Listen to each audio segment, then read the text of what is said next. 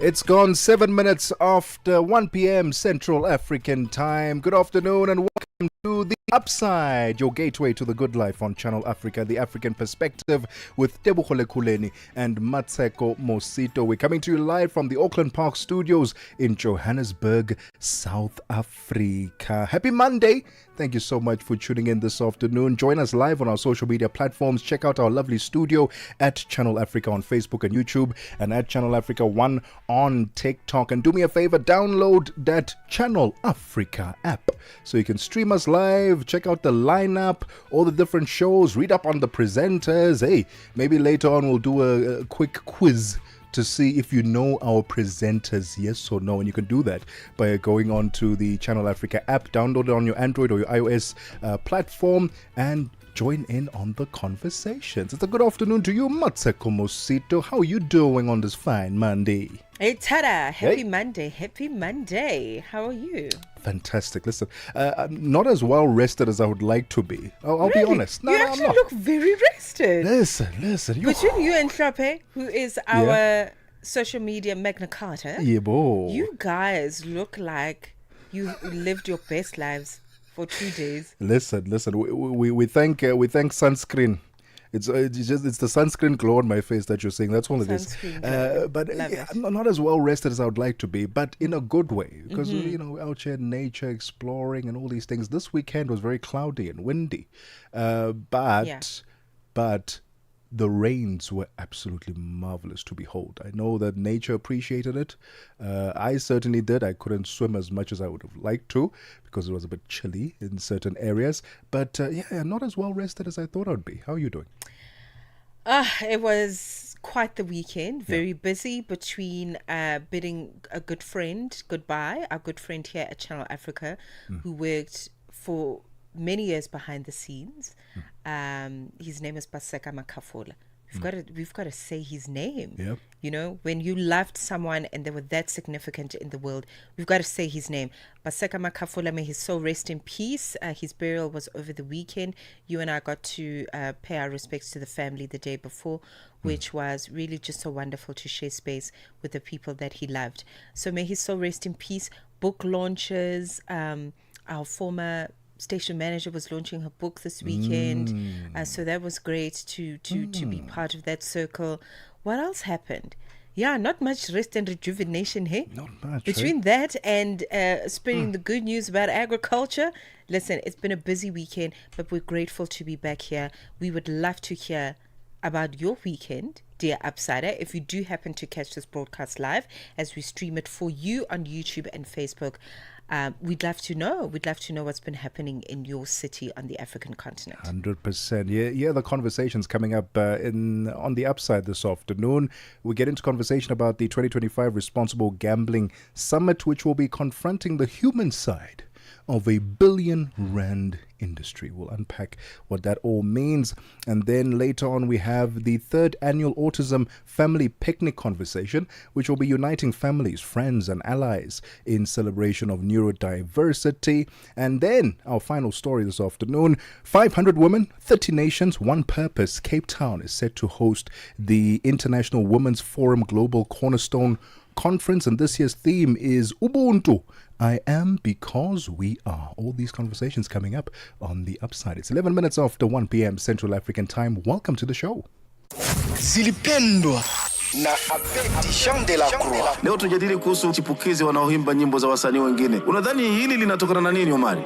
Nadhani kweli kwamba tukizama muziki ya sasa, hasa wasanii ambao ni chipukizi, kwa kweli kwamba yani karibu kutoka muziki wao wenyewe, lakini wanakuwa wanataka kuhubiria muziki ya zamani hizo muziki ya wengine ambao ni taimbo. Wengine wanadai kufanya hivyo ni kupromote vipaji vyao haraka ili waweze kujulikana. Je, yawezekana kukawa na ukweli wowote au ndio kukosa kabisa kipaji cha kuandika mistari? Ndio, unaona kwamba msanii anapoazimia kwamba kuchukua wimbo mwingine wa msanii mwingine na kurudia mara mbili studio, haionyeshi kwamba yani ndio wanaanza kazi ya muziki aizalini, lakini ukiangalia kabisa asilimia kubwa utakuta kwamba wanakosa ile mawazo ya kutunga muziki. Zilipendwa kila Jumamosi kuanzia saa 12 kamili majira ya Afrika ya Kati hadi saa 1 kamili majira ya Afrika ya Kati.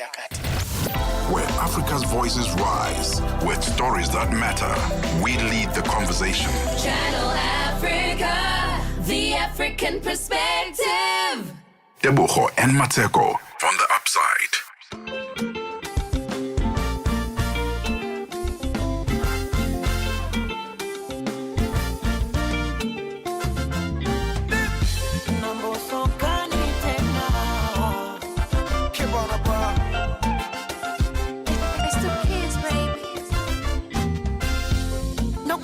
Kilomita 6 funga mkanda bado hatujafika huku njiani kuna vita subira itahitajika shida mitiani binadamu tumeumbiwa na mapenzi ni burudani toka enzi tuliambiwa umeleta furaha kipindi cha mashaka moyo ulipakwamika umeutaka sasa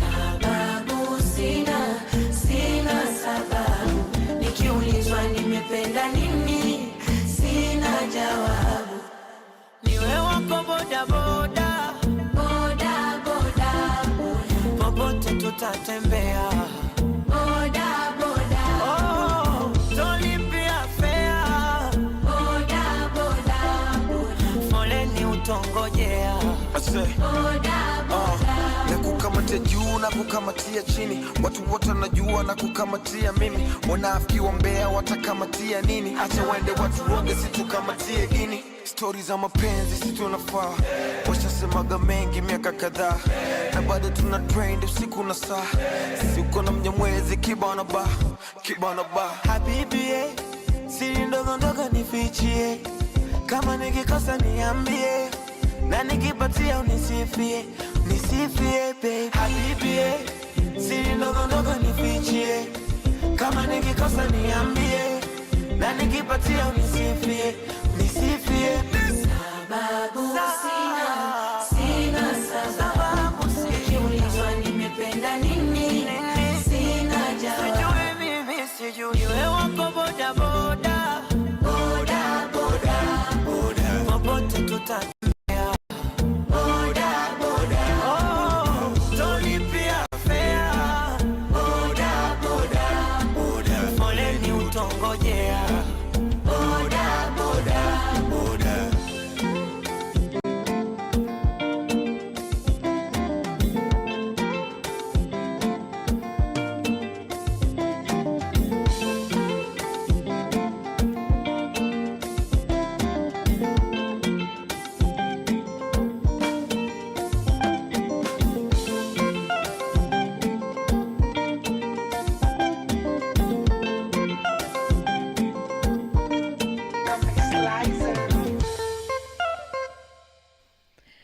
Mmas coming through with what seems to be my new favorite song. Oh my God, so good. Bulda, the title of the song coming through. Really, that was great. That means we've officially entered what is going to be a prosperous week. People who've been hoping to be prosperous are at times using gambling as a means to get there. Oh, yes. Yeah, and sometimes it doesn't always work out in their favor because more often than not, the house always wins.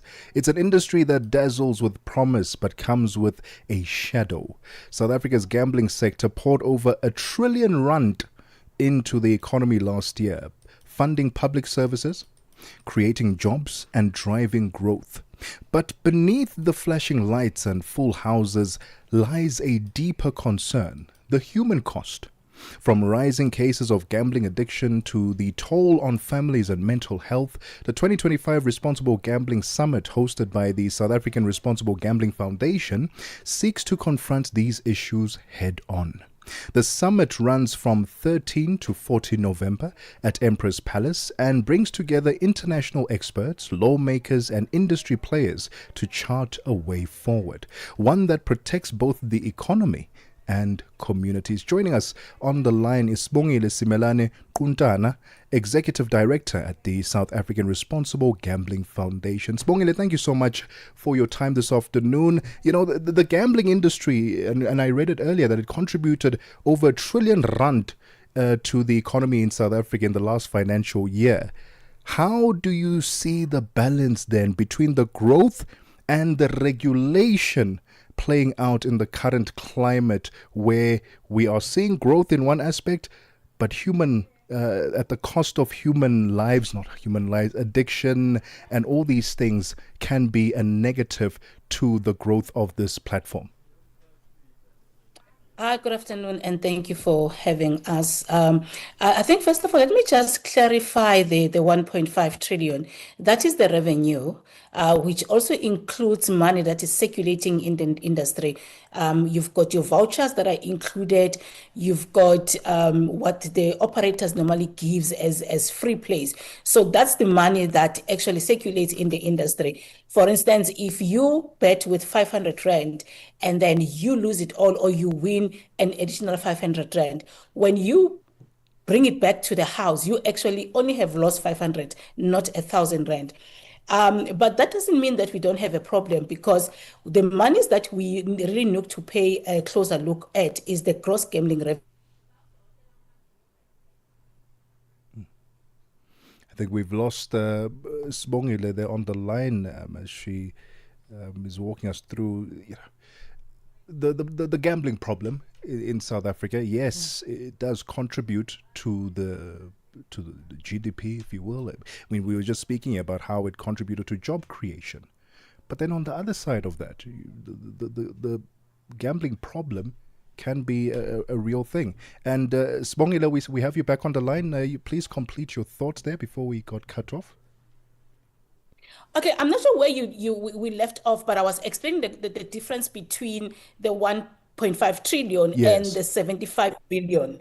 So the 75 billion is what the industry actually put in their pockets. And then from that, they paid taxes close to 6 billion. But when we look at the monies, we really need to understand that in an emerging economy like South Africa, where we've got high rates of unemployment, where we've got the highest poverty, 75 billion that is used in gambling, that's a huge money. Yeah. Notwithstanding the fact that we actually don't know which segments is gambling, but we know that the most poorer people are the ones that are mostly affected by gambling. Right. Okay, if you've just tuned in, we are talking about responsible gambling, and of course the Responsible Gambling Summit that is to take place in this month of November, between the 13th and 14th of November, taking place in Johannesburg in Kempton Park. On the line with us, Sibongile Qudana, who is Executive Director of the South African Responsible Gambling Foundation. Let's take a quick break, and then when we come back, we are going to look at the current laws, some of the gaps that lie within, and continue the conversation from there. Stay with us. With gratitude for the voices, the rhythm, and the dreams that unite us all. Roho ya Afrika inaishi katika kila hadithi tunayosimulia. Each new day is a gift, a reminder to pause, to breathe, and to give thanks for the laughter we share and the journeys we take and the stories that shape who we are. Cada nascer do sol lhe lembre que há algo pelo qual ser grato. La vie est un voyage, parcourons-la avec gratitude. Channel Africa, celebrate the beauty of life with gratitude for the voices, the rhythms, and the dreams that unite us all. This is Africa with Channel Africa, the African perspective. Be inspired, stay informed. Channel Africa, the beauty of life. Now available anytime, anywhere with our new app. The Upside, 1 to 4 p.m. Central African Time. With Tebogo and Mmatsheko only on Channel Africa, the African perspective.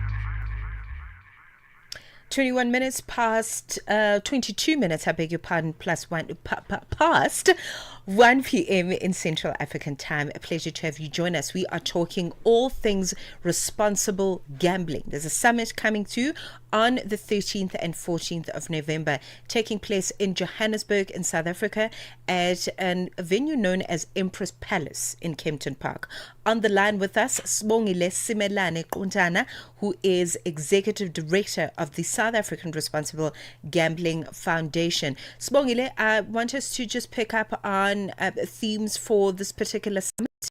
I love that it's prefixed with responsible gambling. So let's talk about that. Let's talk about the summit and perhaps look specifically at some of the gaps that exist within gambling laws in South Africa that the summit is hoping to address this year. I think one of the things, that's why we are focusing on responsible gambling. South Africa has a fragmented approach in terms of responsible gambling, even though we are the lead in terms of in the industry, but we believe that, one of the outcomes is actually us having a national responsible gambling framework. In other countries in the world, like Canada, Australia, and the UK, they actually have one single framework where they use, whether you're a regulator or operator, to actually undertake programs that have to do with responsible gambling.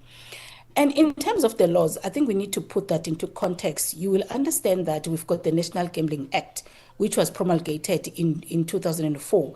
And a lot has changed. Some of the gaps really in the Act is that there isn't much mention of interactive gambling, or how then do we address issues of online gambling, which in South Africa is illegal. Online betting is legal in South Africa, but when you look at it quite closely, there are concerns that the lines seem to have been blurred a little bit. Now, we need to have a conversation as a country to say that, are we all interpreting the laws of this country, correctly? Are we all, singing from the same tune? Do we understand the provisions in terms of interactive gambling, online gambling? We've got a panel, which is panel 2, that is dedicated to actually unpacking the legal framework. But one of the biggest challenges is advertising. I think we are focused more on advertising that is happening on social media, on radio stations. We actually have various forms of advertising in terms of gambling. You find it on when the vouchers that, when you sign up for gambling. That's actually some form of advertising. And it's not regulated anywhere in terms of our legislation. But also, the when and how gambling should take place, we also need to pay a closer look at that. Even the messaging in terms of the National Gambling Act should not be misleading, promising people fortunes, that if you maybe bet or you start a gambling, you stand a chance of winning big. But also we need to look at the various competitions that are accompanied by, that are done by some of the operators. You have to actually give in something to get out something. There are no free lunches. And those are some of what we call, in terms of responsible gambling, guerrilla tactics advertisement. They camouflage the messages so that you actually have to give in for you to give out. Now, what needs to be said clearly in terms of the messaging is the harm. The warnings need to be clarified to say that you're not going to get into gambling and then make easy monies. We don't have that. And we are hoping that we are going to cover some of the obstacles of promoting responsible gambling when we deal with that in the panel that deals with obstacles of responsible gambling practices. Sibongile, many people struggle in silence when it comes to gambling addiction. What advice would you give to someone who feels like the gambling is getting out of control, and perhaps even some of the conversations that will be had at the summit to allow more people to be open about their challenges and reaching out and asking for help? I think first of all is to acknowledge that you've got a problem. There is nothing that prevents you from getting treatment more than being your own obstacle to actually reaching out and say that I've got a gambling problem. Now, one of the issues is it's the stigma around gambling. I think many people, they don't want, delve much into divulging that they've got a gun because they're ashamed. Yeah. I mean, they've lost money that was meant, for other things in their houses. So what I want to encourage people is to say that seek help. When you start realizing that you're chasing losses, that's actually the time that you need to reach out and seek professional help, because at that time, it's early enough for an intervention to actually work. Don't wait until you've got more debts that you can afford. In actual fact, when you start gambling, you lose money. The minute you start going to anyone, even if it's a financial institution, to borrow money in order to gamble, know that you are actually at the onset of the problem. Because why would you go and borrow money so that you can, gamble? You know very well that if you take that money, you are not going to win it. The chances of you winning are very slim. And also, when you start taking money that you're actually meant to buy food, you're meant to buy to pay rent, then you start saying, let me get a chance, let me try and increasing my chances. That is a sign that you are actually beginning to have a gambling problem. Seek help. Don't suffer in silence. All right. Let's look at, I have a question around policy and regulation, because I'm guessing that there's going to be quite a significant number of policymakers, people that are industry leaders that are going to gather for this year's summit. So let's talk about some of the key policy changes or I guess collaborative strategies, if I could put it that way, that you believe are going to be necessary so that we can strengthen responsible gambling frameworks in South Africa. Because you talk about the unregulated, below the line advertising that has taken over whole areas, but what else can happen within the frameworks of the current state that we see it, and going forward as we improve? I think let's first look at who is actually coming. We've got members of parliament that are actually will be forming part of the regulatory panel. We've got the National Gambling Board that is sitting on the same panel. We've got provincial legislative authorities, that is our various gambling boards, that are actually sitting on the same panel. Now, what we understand that the legislation is actually the longer route for us to make any improvements in terms of our laws. But we've got pressing matters that we need to address immediately.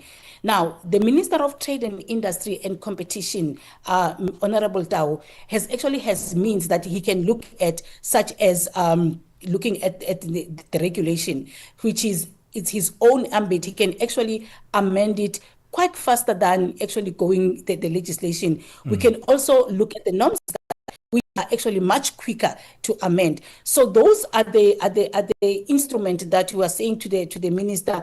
Whilst we are looking at amending the legislation, which will take forever, can we look at maybe norms and standard as immediate intervention that can assist in us, dealing with some of the pressing issues?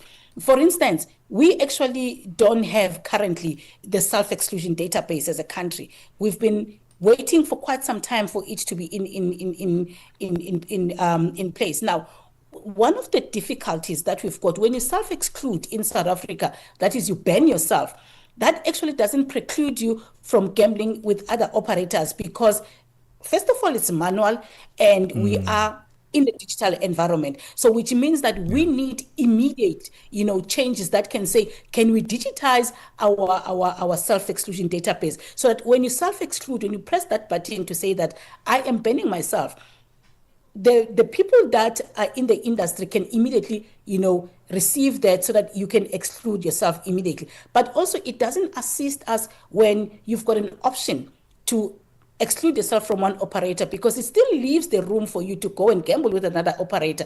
And which is what we see as a challenge, because we find people that they've banned themselves with one operator, but they come and receive treatment. Now, they continue gambling. We are trying to mitigate the harm, but because our laws are so open that you can just choose how you ban yourself, it actually becomes a challenge. What we would like to see, it's a process where self-exclusion is actually a ban across all platforms. You don't just pick and choose. If you ban yourself, it should be just a complete national ban. Smongela will be keeping an eye out on the summit and hope that it will help us get closer to becoming a more responsible gambling nation. And we thank you so much for your time this afternoon. The voice of Sibongile Simelane Untana, Executive Director of the South African Responsible Gambling Foundation. The summit will be running, that's the Responsible Gambling Summit 2025, will be running from the 13th to the 14th of November at the Empress Palace in South Africa. 32 minutes after 1 p.m. Central African time. Let's get the latest in sports. Sports on Channel Africa. The African perspective. And in this hour, we kick off with rugby news. The Springboks will be without loose head prop Ox Nche for the rest of the end of the year tour. Nche limped off the pitch in the first half of the Boks 61-7 victory over Japan at Wembley Stadium in London. Bok coach Rassie Erasmus confirmed this injury spells the end of Nche's tour as the team's attention now turns to France in Paris next weekend.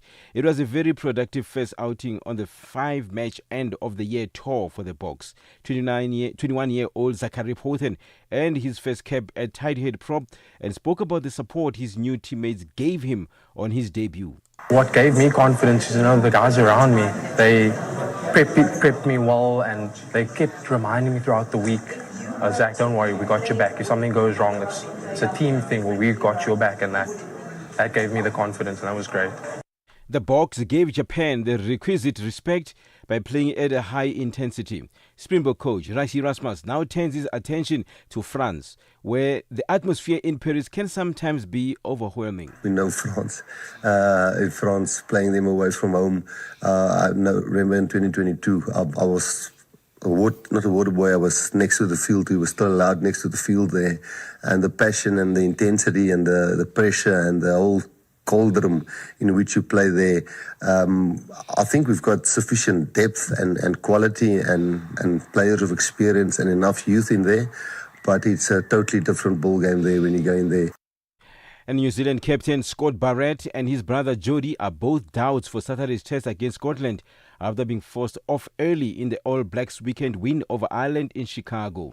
Scott went off after 3 minutes while Jody was replaced some 13 minutes later, but New Zealand overcame the setbacks to win 26-13 at Soldier Field on Saturday. And golf news, it came down to the final hole for Irish musician Brian McFadden to lead his team to a thrilling victory in the Gary and Vivian Player Invitational at the Gary Player Country Club on Sunday. After 2 days of golf at the Gary Player Country Club and Lost City Golf Club against the backdrop of Gary Player's 90th birthday celebration, it was McFadden and his team of Sunshine Tour professionals, Luke Brown and business leader Darren Rose and Suranda Arora, who walked off with the famed Baobab Trophy as winners of this tournament. For any sports stories you'd like to share with us, please send an email to newsroom@channelafrica.co.za and call us on +2711 714 4459. This is Channel Africa Sport with me, Figile Lungwati. Sports on Channel Africa. The African perspective. Africa. It's time to plug into the heartbeat of the continent. Tune in to Channel Africa, your go-to radio station that broadcasts in 5 different languages. L'Afrique du Sud célèbre la journée nationale du Kabla hujaitwa kwa jina la Double K or more of our forests have been destroyed. Partido Africano da Independência da Guiné. See, Channel Africa represents every corner of this amazing land. From Lagos to Cape Town, Nairobi to Dakar, we've got you covered with the freshest news, music, and cultures. So, turn up the volume, feel the rhythm.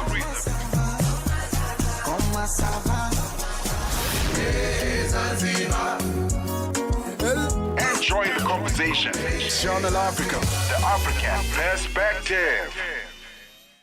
36 minutes after 1 p.m. Central African time, Nosipo Zuma is standing by with the latest in business news. Business news on Channel Africa, the African perspective.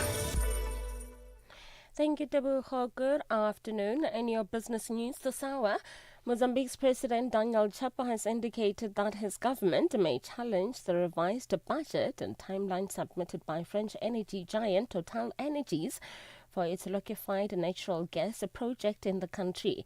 Now, the company recently informed President Chapo that the Mozambique's LNG consortium now expects the project's cost to have risen by $4.5 billion following a 4-year suspension triggered by Islamist militant attack in 2021.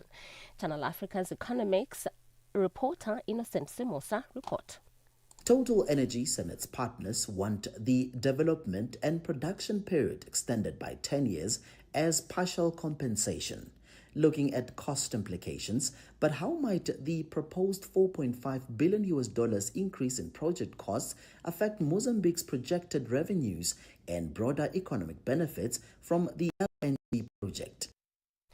South Africa's manufacturing sentiment deteriorated in October, dragged down by subdued domestic demand and sluggish exports. Now, the seasonally adjusted PMI sponsored by South African bank Absa fell to 49.2 points in October from 50.8 in September, highlighting the fragility of the manufacturing recovery. A reading below 50 indicates decreased activity. The business activity sub-index dropped by 5 points to 49.4, marking the 9th month this year it has been in a contractionary territory. Chevron will explore for oil and gas offshore Guinea-Bissau in 2 blocks in the MSGBC basin. The Mauritania, Senegal, Gambia, Bissau and Conakry, or MSGBC basin, is a geological region in West Africa that has become a major focus for the oil and gas sector following major recent discoveries. Chevron's local unit will be operator of blocks 5B and 6B with a 90% working interest in both. Guinea-Bissau's national oil company, Petroguin, holds the remainder. A new report by a UN-sponsored organization says high levels of inequality, both between and within countries, make the world more vulnerable to pandemics. It says pandemics in turn cause more inequality.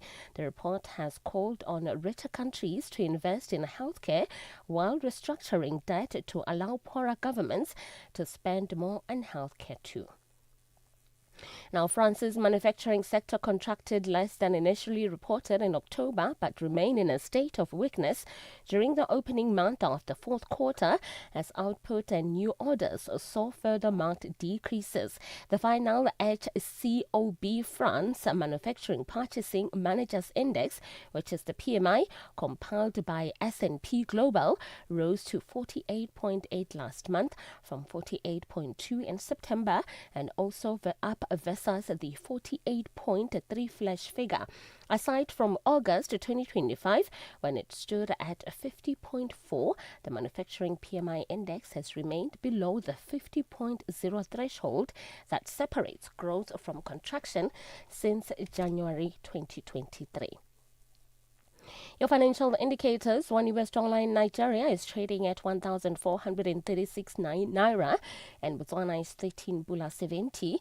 Kenya, the dollar is trading at 128 shilling 20, and in Zambia is 22 kwacha 08. The BRICS countries: $1 in Brazil is trading at 5 real 38.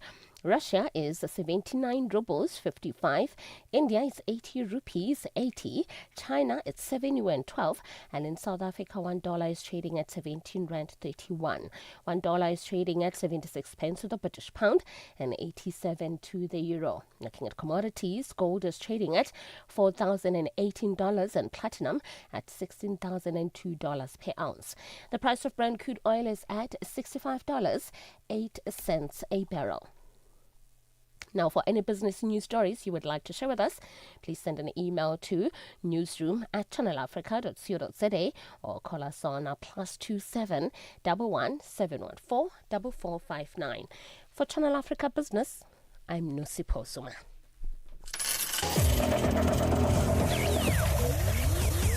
Business news on Channel Africa. The African perspective. Listen in on Channel Africa. Channel Africa. The African Perspective. The Upside, 1 to 4 p.m. Central African Time. With Tebogo Likuleni and Mmatsheko only on Channel Africa, the African Perspective.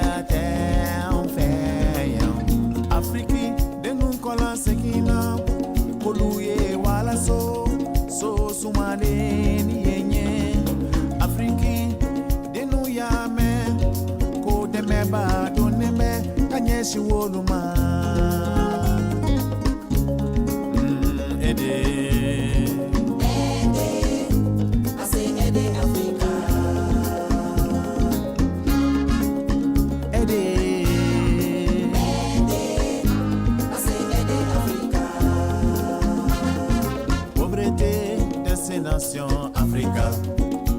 Corruption, Destination Africa. Gouvernance et ensablée d'Africa.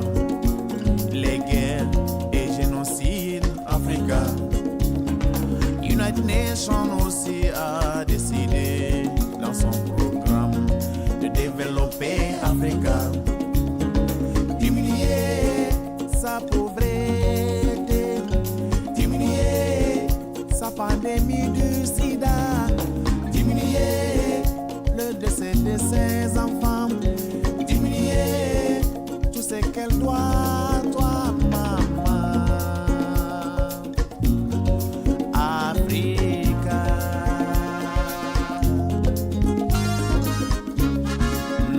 Aider. Aider Africa.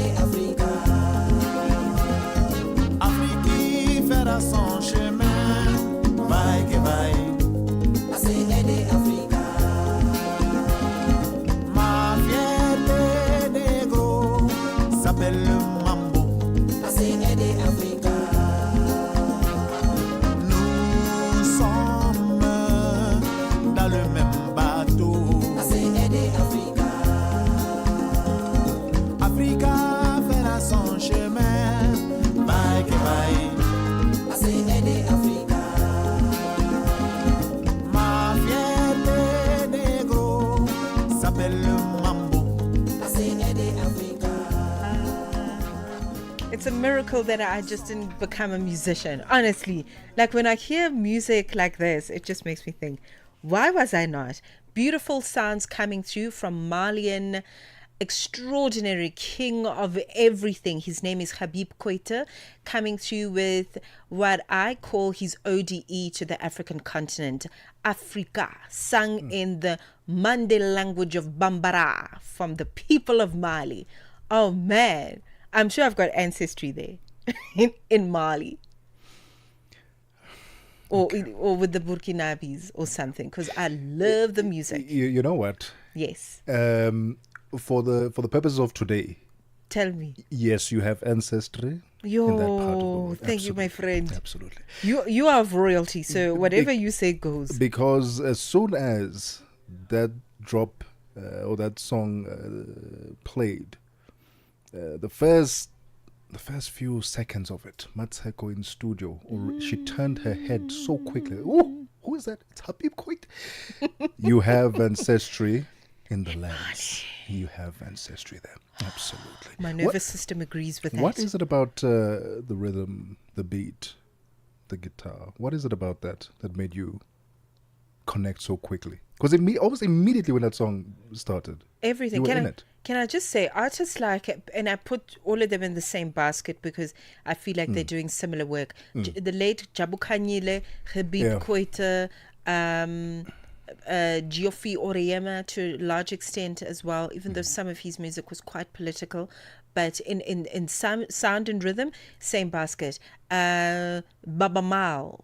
Yursundo as well to Sud Omar Pene. I could go on and on and on. Yeah. They are not just singing. It's lament. It's homage. It's hey man, what can I, it's transcendental. It's transcendental. No, but also it's actually music not just for humans, but it's almost like they are singing to heal the entire planet. You know, the mountains, the hills, the rivers, the elements, fire, earth, wind, water. Do you know what I mean? Like it's that deep. Like there is an ancestral rhythm about this music that is not just about that's why the music is so long lasting and so evergreen, is because it's not just about the meat suit, the people. It's about them as part of the greater earth, as it were. So I hear that all the time in the music. It's literally like sinking your feet into the waters listening to this music. Listen, if you relate to Mmatsheko Mosito and if you feel the same passion for music, I'd love to hear your perspective. I love when people explain to me, because there's one thing to just say, oh, I love music, I enjoy all kinds of music, but to unpack it the way that you did, it touches much deeper than just surface level, and I love that. Let us know on WhatsApp +27 63406 9126, or comment below if you share the same love for music as Mmatsheko Mosito, at Channel Africa on Facebook and YouTube, and at Channel Africa 1 on TikTok. It's 10 minutes before 2 p.m. Central African time. Let's take a quick breather. When we get back, it's time for Vent O'Clock. Je, una jambo lolote akilini mwako? Je, una shauku kuhusu maswala muhimu? Na je, una maoni ambayo unataka yasikike? Kweli, hili jukwaa ni la kwako. Piga simu au tuandikie kwenda WhatsApp namba alama ya kujumulisha 2760552594 na tutakupigia simu. Mtangazaji wa habari zetu za Afrika Kusini mjini Johannesburg. Hivyo unaweza kuwa mshirika kwenye matangazo yetu. Sio mazungumzo tu, ni fursa yako ya kuchangia maoni yako na kushirikiana na jumuiya ya wasikilizaji wanaotamani mtazamo wako. Tufuate kwenye mitandao ya kijamii. Tembelea tovuti yetu www.channelafrica.co.za na uwe tayari kushiriki na kuchangia maoni yako kwenye Channel Africa. Channel Africa, mtazamo wa Kiafrika. Celebrate life every day. Tune in to Channel Africa. Stay connected through a new website and free mobile app. The Upside, taking the African perspective to fresh levels. It's 9 minutes before 2 p.m. Central African time. It's time for Vent O'Clock. Get it off your chest. Lately, I've been venting a lot about drivers and cars. Maybe not necessarily on air, but I've personally been venting about, people. It looks like some people have bought their license. the driving on the road is it's so in. How can I put it? It is reckless at times. I was driving today, and you know how multi-lanes you're on the highway, and I am in the fast lane, and then there's a lane right next to that fast lane. And interestingly enough, as soon as you get into a corner, any curve, any corner that you take on the highway, people can't seem to stay in the middle of their own lanes. They jump into my lane, and I'm also trying to corner and stay in my own lane. Anyway, that's not the main vent. Yes, people are a bit reckless on the road, and some have bought their license. My vent today is people parking in disabled parking spots. Yesterday, I saw someone parking with all the confidence in the world. This person had no disability, not from what I could see anyway, and there was no signage on their car. Because usually, if you're a person living with disability and you're driving, on your car there's some sort of signage or a sticker or something, right? This one did not. Parked, got out of the car, walked into the shop, and did their own thing. And there were plenty of other parking spots available. Please don't do that. There's a reason why. And disabled parking is so limited. It's not like there's a million of them available. There's 2 or 3 maximum. Exactly that. And then there's like a million normal parking spots. Why don't you just use one of them? And don't park in disabled parking spots. Those are designated for people living with disabilities. Please don't do that. That's my vent for today. Honestly, be considerate. There's no need for you to do that, because now a person living with disability, they're very excited. Okay, cool. I know I'm going to at least find 1 or 2, because there's like 2 spots available consistently. At least I'll find 1 or 2.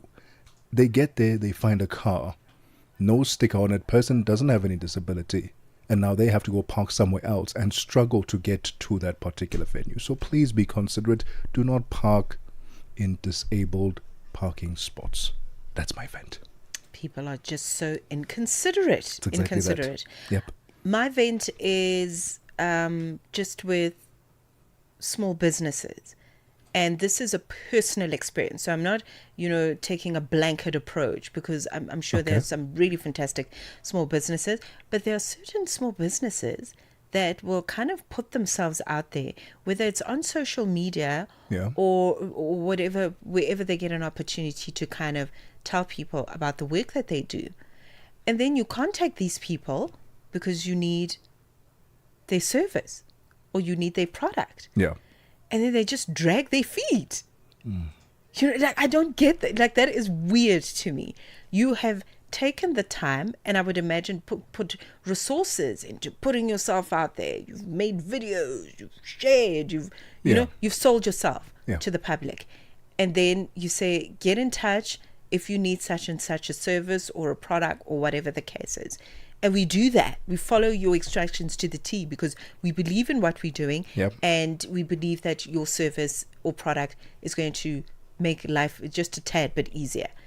And we just, I don't know, you just take your sweet time, baby, to get back to us. Like, I just don't understand that. And then they complain. People who own small businesses complain about access to market and, people not giving them a chance. We're so quick to go to the big guys, and we overlook them. But if you don't answer your phone, if you don't get back to me on time, if you drag your feet, if you blue tick me, what must happen, Google? What must happen? So I don't know. I think this is just really a plea for small businesses to take their customers seriously. Take your clientele seriously, whether they are going to be paying you 200 Rand or 2 billion Rand. It doesn't matter. Okay, at the end of the day, you've shared that you've got a certain service or a product, and I would like to experience it. I would like to, and you just decide, no, this is an opportunity for me not to reply. Like, what must happen? Because word of mouth is still really a powerful tool. Absolutely. Tebogo was going to ask me one day, and I'm going to say, no, There's one place I'm going to tell you not to go, and you're going to do the same. You're going to do the people you share with are going to do the same, and then what happens to your business? That's what happens. So a plea for small businesses to take their clientele seriously, because that's how you're going to grow. That's how you're going to grow. 100%. Don't you think it's, because oftentimes small businesses are like run one-man show kind of vibes, like one person is running it. Don't you think they just get overwhelmed at times? Like, oh, so many requests, so many people I need to respond to, and I just couldn't find the time to respond. Is that unacceptable? No, I don't think it's unacceptable. I think that, but going back to another event that we had about 2 weeks ago, if not a week ago, communicate. Communicate. You're in line. Give me a day, you're in line. Give me 2 days, you're in line. Give me 30 minutes, you're in line. Say something, fam, because if you're quiet and I need a service and it might be urgent, I'll make an example. Maybe I need printing services. I need you to print me 1,000 stickers immediately, if not sooner. And if you don't reply, that is going to tick me off very quickly. And what am I going to do? I'm going to take my money and take it elsewhere where I can get the service done in 30 minutes. Absolutely. But if you say to me, I can maybe help you in an hour, give me an hour, I might just pinch myself and wait for that hour, even though I really need it in 30 minutes. But at least you have communicated. Yes. And then I have the opportunity to make a decision as to whether, but that doesn't now give you a bad review. Yeah. Because at least you have communicated your challenge to me. But if you 100%. just fold your arms because you are overwhelmed, but Kalogo, you've started this business. So can we get things done? Do you know what I mean? Like, it's just so frustrating. Oh, well, fair enough. And I tell you what, as sticking to the small businesses topic, there's nothing wrong. And actually, not that there's nothing wrong, it's free to give a review. Word of mouth is still a brilliant way to tell someone about a small business. Totally. But reviewing is also a brilliant way of sharing your experience with a particular small business. These Google reviews, we don't think much of them, but they mean a great deal. I go through them. Yeah, absolutely. I go through Google reviews. Absolutely. No, same here. Before I use any servers, I'm like, okay, let me read the reviews, what other people are saying about it. Same with Airbnbs, hotels, your plumbing business, especially if you have an online presence. And we can go Google search you, and Google says, okay, there, Mosito Holdings, what. We must be able to see a review there. And if they do have that platform available, please go and review. Don't just use the service and say, oh, thank you very much, this was brilliant. Oh, I've never seen anyone be so efficient, customer service on point, so professional. And you're telling that to them. Fantastic. Go tell the world as well. Go leave a nice little review. It will take you less than 5 minutes. Totally. It will mean the world to them. So please do yourself a favor, especially for small businesses. Give them a review. Whether it's a 3 out of 5 because they need some improvement, encourage them also in that review. Say, okay, this is why I'm not giving you 5 out of 5. I've seen a lot of that. Absolutely. Because I would, to be honest with you, I could never leave a terrible review for a small business like that Same would here. pinch me more than it would pinch them. Yeah. But if I really want to say something that's not so great, but I know that it can be fixed, I might just leave a review that's less than 3 or 3, and then leave words of encouragement. I like that. I believe in that. But I don't think that we should destroy the businesses. No, don't destroy them. Yeah, I don't think destroying them is going to help anybody in the situation, really. But yeah, I hope that landed somewhere. Let's fix. Let's get our businesses in check. Let's do what we need to do to reproduce ourselves economically. Absolutely. Well, it's the top of the hour. Let's get the latest in news. We've got Jolani Tulongwepe standing by. SABC News. The African Perspective. Thank you, Tebogo. Top stories are Sawa. Tanzania's president sworn in for a second term, and the head of Spain's Valencia region announces his resignation. Good afternoon. Tanzania's President Samia Suluhu Hassan has been sworn in for a second term. This comes days after she was declared the winner of last week's disputed election with nearly 98% of the vote. She took her oath of office at a ceremony at the State House in Dodoma amid tight security after days of unrest in Dar es Salaam and several other towns over the vote. Tabiso Lehoko has the story. The event, for the first time in the history of the country, has been closed to the public with only a limited number of invited guests. But of course, it follows a very tense period. The past week has been filled with election-related unrest that has seen reports of hundreds of people being killed. So, of course, it's a ceremony that comes in under a cloud of a lot of doubt and a lot of blame on Samia Suluhu Hassan on the government's handling of the protests that have been witnessed in the past few days. The UN's Migration Agency says tens of thousands of people have been trying to flee the city of Al Flasha in Sudan. This after the paramilitary rapid support forces seized it from the army over a week ago. Many are trying to reach Tawila, where aid agencies are offering help. Eyewitnesses say the RSF has killed some people, while others, especially young men suspected of belonging to the Sudanese army, have been captured and abused. The BBC's Barbara Plett-Asher has the details. The RSF leader spoke after mounting international outrage about reports of mass killings in Al Fashir, apparently documented by his paramilitary fighters in social media videos. He said he was sorry for the disaster that had befallen the people of Al Fashir and admitted there had been violations by his forces, which would be investigated by a committee that's now arrived in the city.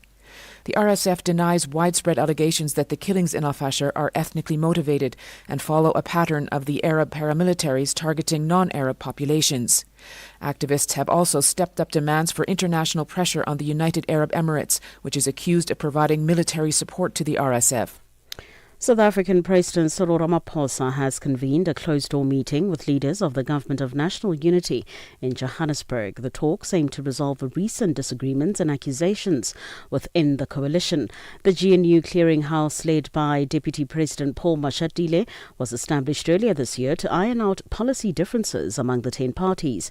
The Democratic Alliance MP and national spokesperson Karabo Khachau. The relationship between GNU partners can be healthier. The ANC, knowing that they're not in government alone, so it is important to ensure that as a result of that understanding, all political parties within the GNU are able to form a circle around the same table, discuss robustly and honestly on what the modus operandi of government is going to be as far as policy and government objectives are, and that big decisions that take place as far as the direction of the GNU are concerned are on a matter of consensus, as is the case with the statements of intent which we signed and committed ourselves to.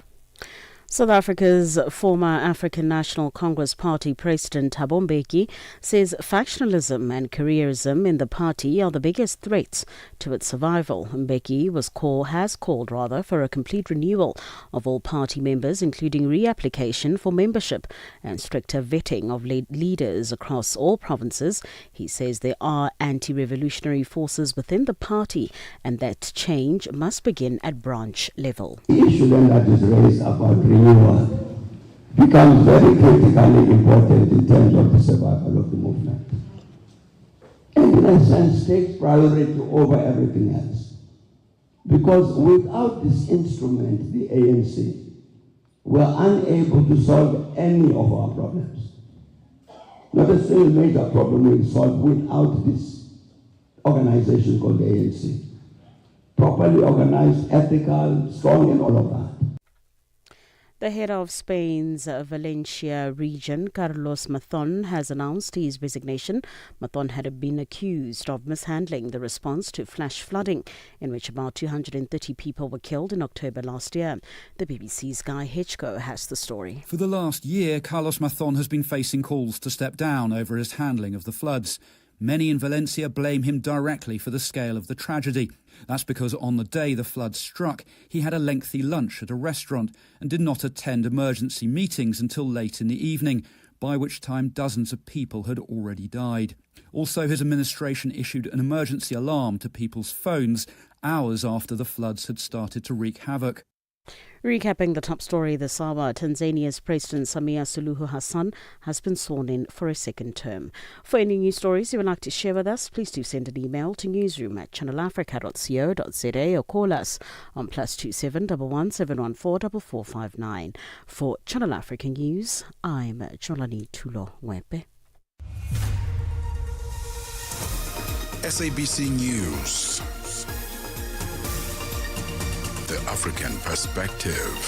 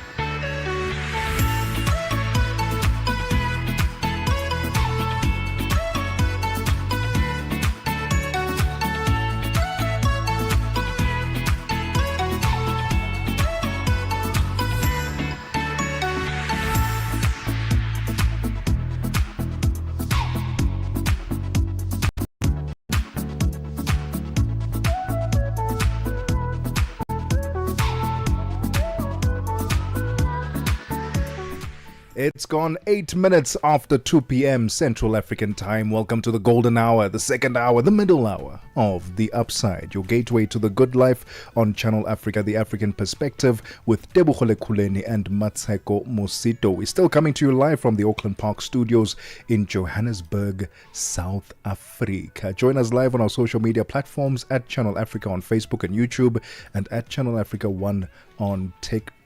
And download our brand new Channel Africa app.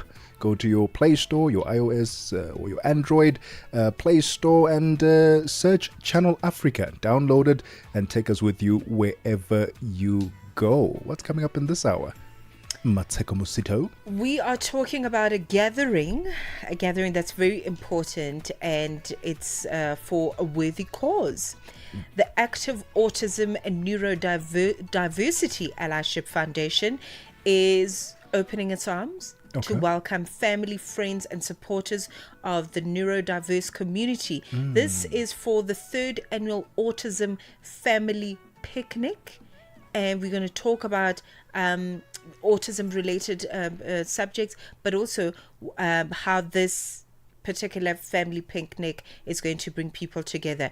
Because, and also I like the idea. I really like the idea. I would imagine it being a very lonely journey, especially for parents and caregivers of children, of looking after children who are living with neurodivergent divergent challenges, as it were. So to get people in one umbrella to have a conversation, but also to share joyful space, and talk about what's happening, the experiences, shared experience, engage in that is going to be so wholesome. So we're going to be speaking to Khomotso Moalusi, who is the founder of Autism Allyship Foundation, and she's going to talk to us about this particular gathering and what the desired outcomes is going to be.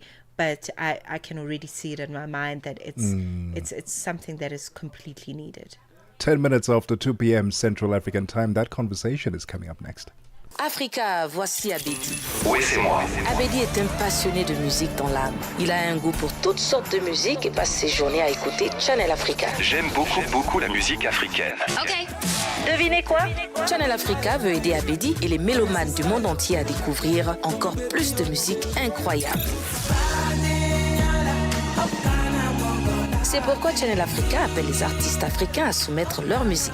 Chers artistes, n'oubliez pas de nous fournir toutes vos informations pertinentes à l'email adresse musique@channelafrica.co.za. Les soumissions sont votre chance d'être entendues, mais elles ne garantissent pas une playlist.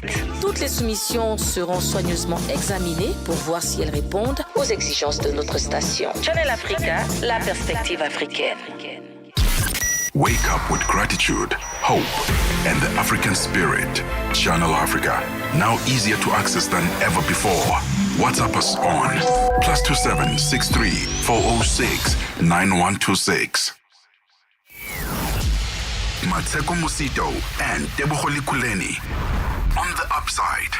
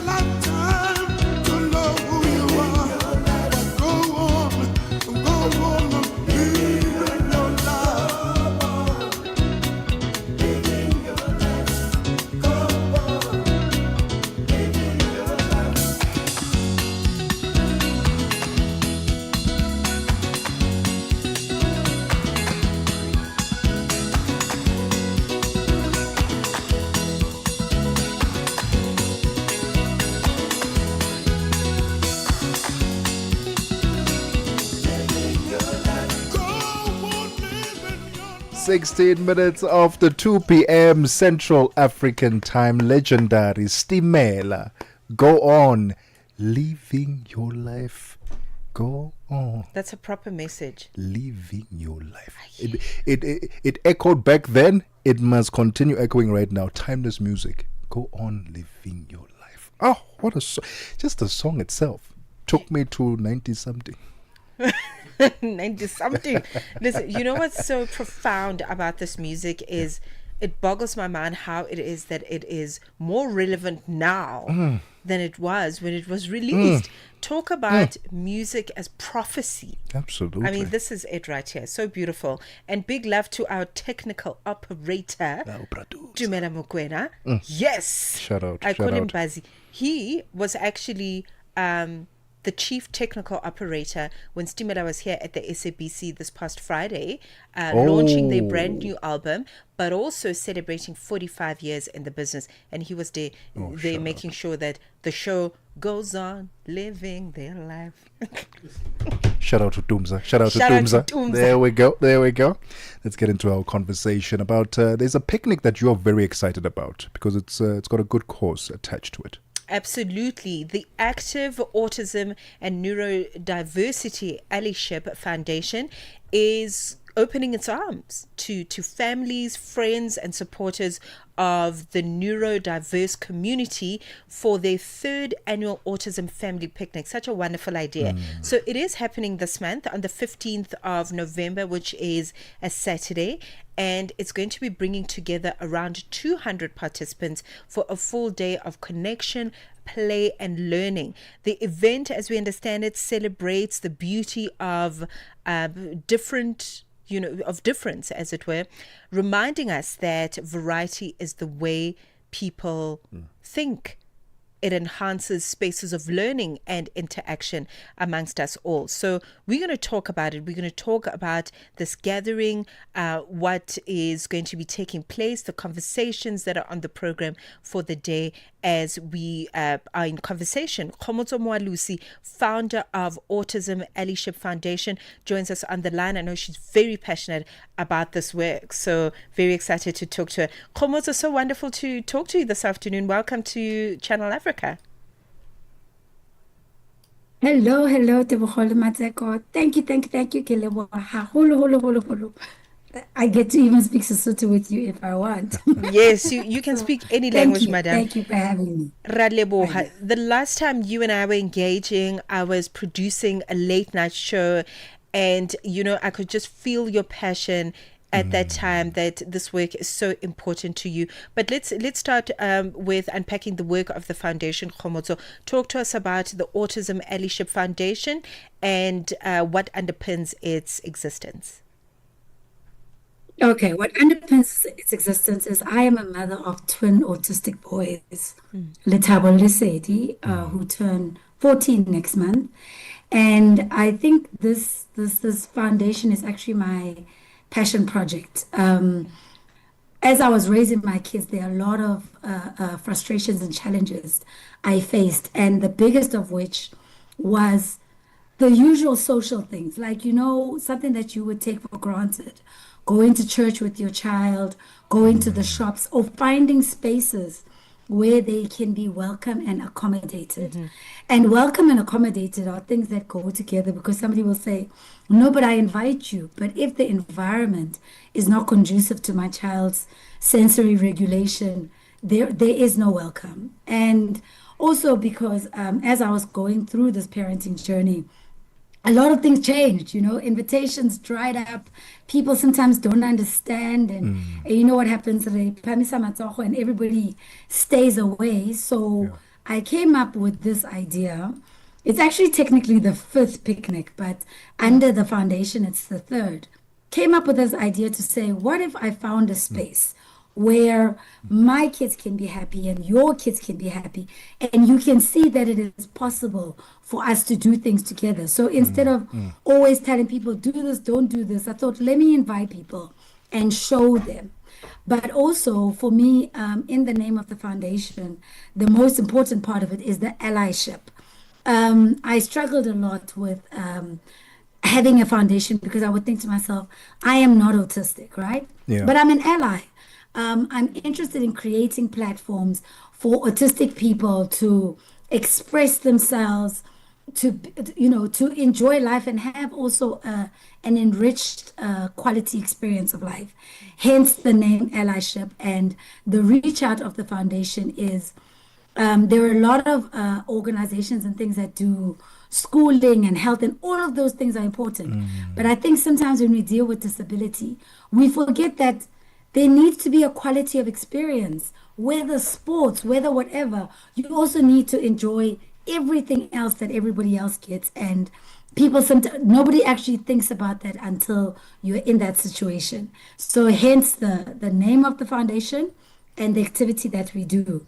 One more thing I will tell you about the activity. It's also a great way of an awareness raising without just doing speeches. And I never wanted to do things about my children without my children. So it's a good space to be there, have grandmothers, grandfathers, uncles, fathers, and then you can meet organically without it being formal and scary or frustrating for everybody. So re ba monate fela all together, and it works out much better that way, I believe. Thank you. Love it. The third annual Autism Family Picnic will be taking place on the 15th of November. And we'll continue our conversation with the founder of the foundation, Khomotso Mualusi, to tell us a bit more about what we can expect on the day. That conversation will continue. This conversation will continue right after this. Africa. It's time to plug into the heartbeat of the continent. Tune in to Channel Africa, your go-to radio station that broadcasts in 5 different languages. L'Afrique du Sud célèbre la journée nationale du Kabla hujaitwa kwa jina la Double K, or more of our forests have been destroyed. Tamo kutuli bwanji ndi Partido Africano da Independência da Guiné. See, Channel Africa represents every corner of this amazing land. From Lagos to Cape Town, Nairobi to Dakar, we've got you covered with the freshest news, music, and cultures. So, turn up the volume, feel the rhythm.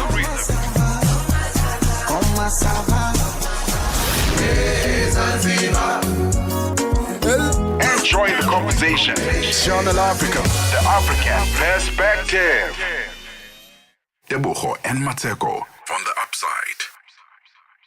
23 minutes after 2 p.m. Central African time. Now, what if a picnic could do more than just offer a sandwich and sunshine? What if it could build understanding, inspire compassion, and remind us of the beauty in every unique mind? Well, that's exactly what the third annual Autism Family Picnic aims to achieve, and it will be hosted by the Active Autism and Neurodiversity Allyship Foundation, and we're currently in conversation with its founder, Khomotso Mualusi. Khomotso, let's talk about the activities that families can expect on the day, from nature therapy to inclusive games. It sounds magical. Thank you, thank you. So our venue is a very intentional venue. Grondkloof Nature Reserves and many parks provide the space where, with a balance of nature and people, sometimes when we have our neurodivergent community, a person needs somewhere where they can take a break from the bigger crowd, etc. So over the past 3 years, we've always done different activities. So there's always hiking. Last year there was horse riding and, everybody's birthday. So this year we're throwing in an art corner. We're doing a drumming circle. The hiking is always done. And I was very excited this weekend to have one of the fathers offer to also have bicycle rides through the trail because you try to have activities that can be big or small so that the kids we do not have to cluster up and get overstimulated. Yeah. We're also throwing in some indigenous games, so bodiketo, some egg and spoon races, etc., so that everybody can find something to do. The main gist of the day is that we get to engage with each other. And I think what's also very beautiful for the kids, because it's actually not even just about the kids. I mean, over the past few years, we've had autistics from the age of 2 to the age of 40. So it's been quite magical in that way. And especially when you hear some of the older ones say, we grew up and we didn't have these opportunities. We were just, kept to the side, or because things were not available for you, you felt you had nowhere to go. Yeah. So that has actually been quite exciting. And of course, the favorite one is the magician, who does some ballooning and others. And I can't figure it out. Is he a favorite of the kids or of the parents? Because Both. every time parents buy tickets, they're saying, don't forget the magician guy. And I'm like, I think people are reliving their youth a little bit. So, yeah, that's what we do. One of the nice little sideshows is my own dad, who has been such a great support on this journey. So Madela has been having a little prize spot for the past 3 years, where he feels he's got the best braai and little, meal thing that he puts together for the kids. And of course, it's a fundraising event, because a lot of the work that we do across the year is just pamphlets or meals for people in different sectors, restaurant neighbors. There's something about talking about your child or having to explain their behavior to other people that can leave you speechless and without words. So if you have a ready text, it is actually quite beneficial to have that ready, and maybe sometimes in different languages for people. So that is what we are doing on the day. Man, Khomoso, I'm getting a little teary-eyed, because you're teaching people so much about finding joy within challenge. It would have been so easy for you to just sit there and be angry at the world and be frustrated and take it out on your twins and just be negative, but you're like, "A re tswele ko ntle, man. Let's go outside. Let's see what is possible. Let's build community," which for me is just such a beautiful thing. This is a picnic that, as I'm listening to you talk, is obviously emphasizing connection and inclusion.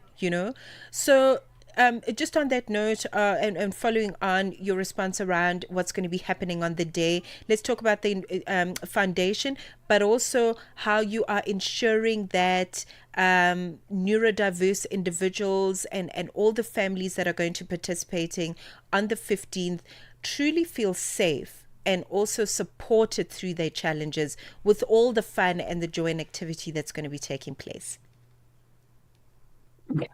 All right, two things. First, let me tell you about the foundation. I'm going to show you the foundation logo, right? So the foundation logo, and I will share it when we share on social media. It's actually a fingerprint and a brain, if you look at it. And the purpose of that is to remind people that each autistic is unique, like your fingerprint, like your brain, but also because autism is a neurological condition, because every brain works differently. We use Groenkloof because it's also a space that has a bit of an enclosure. Because when we go out with our young autistics, you need to be sure that there's no getting into the river, getting lost. So it's a space where there's safety. But I also believe in safety in numbers, when Mmatsheko, because when you're on this journey, you can't carry things alone. So one of the big things I believe in is collaboration, collaboration, collaboration. So along on the day is also other organizations. Autism Ekasi, which works in the ECD space. Fathers of children with neurodiversity, my new favorite crew to the whole group, because the fathers are also bringing each other together and having support groups for each other. There is Kia Khona Kefente. So we brought in different organizations, and not just autism specific organizations. We bring in different people to say there is a space for you in this. Too many times when we're dealing with the disability, we all only education, but everybody has a role to play, and that's why we want everybody to come together. Thank you. Khomotso, where can we get tickets to be a part of this picnic? Okay, two ways we go. So on all social platforms, we are Autism Allyship. This is on IG, this is on X, this is on TikTok. Our WhatsApp number is 066-385-9936, or you can go to www.autismallyship.org. And that is where you can buy tickets. And of course, because it's an autism event, we like to keep our numbers together. So the sooner you get your ticket, the better. If you cannot get a ticket, worry not, you can sponsor for somebody else or make a donation. I forgot to mention one of our favorite things on the day is everybody's birthday, because a lot of our children don't get invited out to birthday parties, etc. So we do a big birthday, so everybody's can be a part of that. So if you use those communication measures and direct message us, we can contact you and show how you can help on the day. Amazing work that you are doing, Khomotso, and use that platform as well to get in touch with Khomotso and sponsor and donate and help her grow this foundation. Join in on the 3rd annual Autism Family Picnic at the Groenkloof Nature Reserve on the 15th of November, hosted by the Active Autism and Neurodiversity Allyship Foundation. It's 31 minutes after 2 p.m. Central African Time. Let's get the latest in sports with Figile Lingwati. Sports on Channel Africa. The African Perspective. Let's kick off with football. The South African men's under-17 national football team, Mmatsheko coach Vela Khumalo, says the team is ready to go in the FIFA Under-17 World Cup opener in Qatar this afternoon against Bolivia. We took ourselves here and we want to see ourselves doing more of a talking here and doing it well for the country and doing it well for ourselves and the players.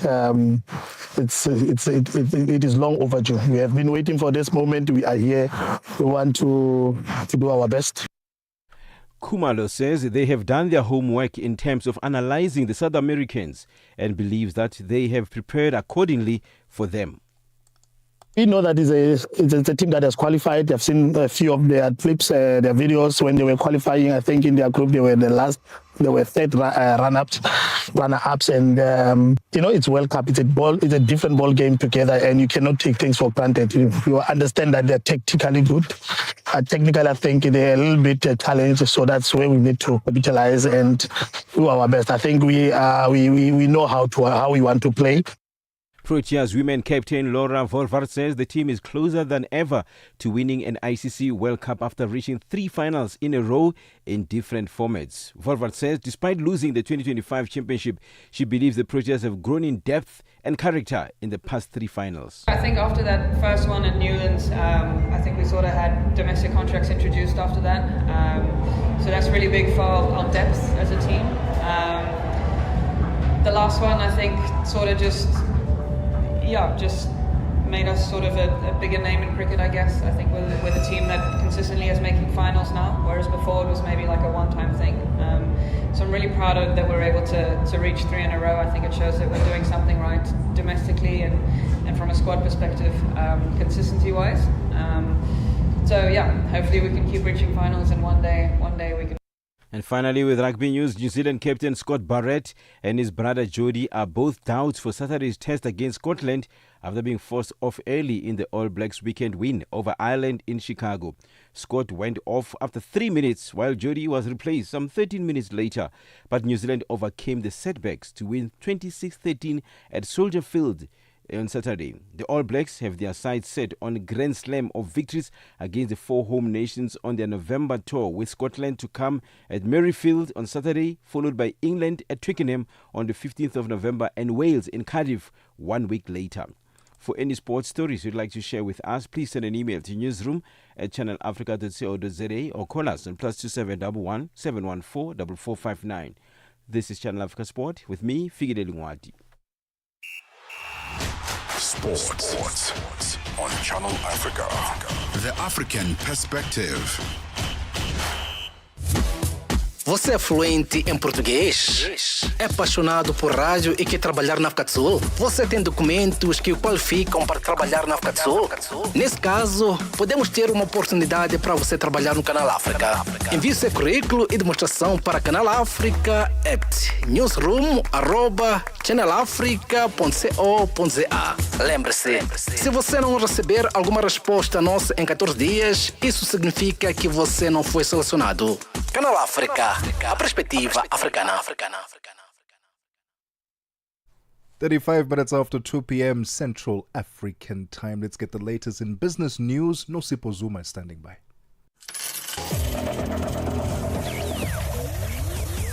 Business news on Channel Africa. The African Perspective. Thank you, Tebogo. Good afternoon. In your business news this hour, the world's big manufacturing economies struggle to fire up in October as weak U.S. demand and President Donald Trump's tariffs hit factory orders. Business survey currently show that zone factory activity stagnated as new orders flatlined and headcount fell as purchasing managers index showed, and its exporting powerhouse Germany showed little sign of recovery, with production growth slowing again. Now, France's manufacturing sector remained weak while Italy's contracted marginally. Spain stood out among the bloc's big four economies as its factories expanded at a faster pace than in September. Oil prices have been little changed despite news that OPEC Plus plans to end its supply increases, with the market weighed down by fears of an oil supply glut and weak factory data in Asia. Brent crude futures were down 1 US cent at $64.76 a barrel. US West Texas Intermediate crude was down at 3 cents at $60.95. The Organization of the Petroleum Exporting Countries and its allies, known collectively as OPEC Plus, have agreed on Sunday to raise output by a small 137,000 barrels per day in December and to pause increases in the first quarter of next year. Mozambique's President Daniel Chapo has indicated that his government may challenge the revised budget and timeline submitted by French energy giant Total Energy for its liquefied natural gas LNG project in the country. Now, the company recently informed President Chapo that Mozambique LNG Consortium now expect project cost to have risen by $4.5 billion following a 4-year suspension triggered by an Islamist militant attack in 2021. Channel Africa's economic reporter, Innocent Simosa.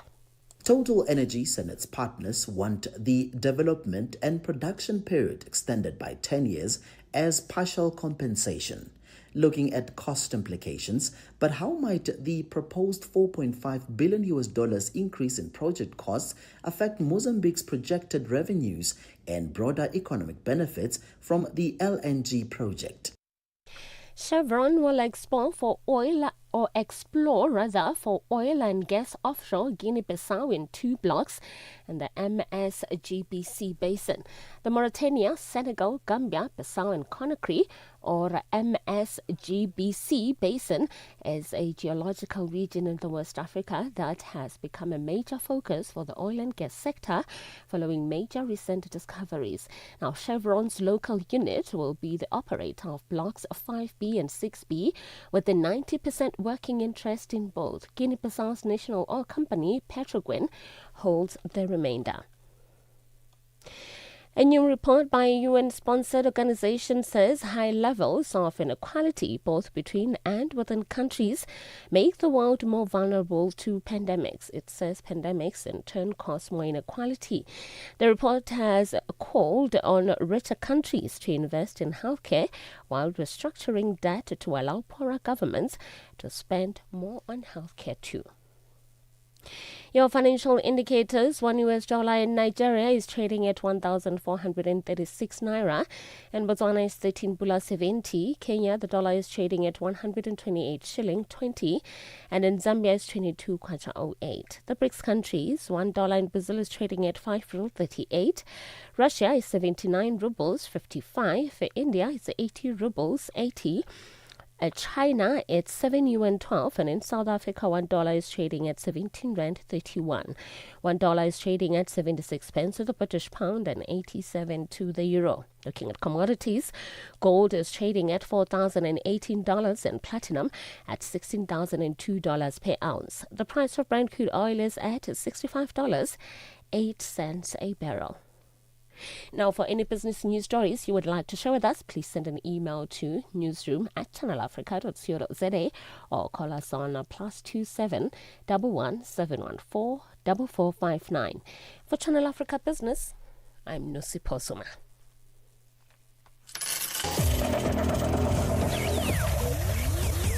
Business news on Channel Africa.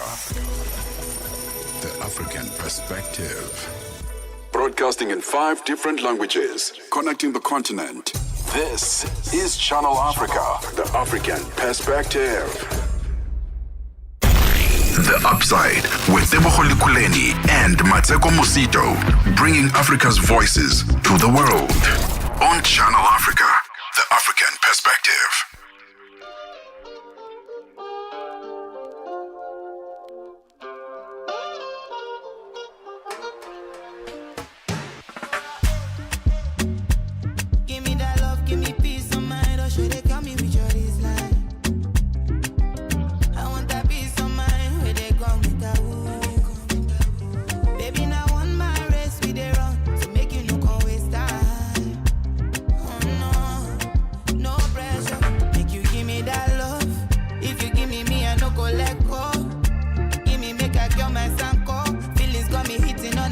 Dance floor.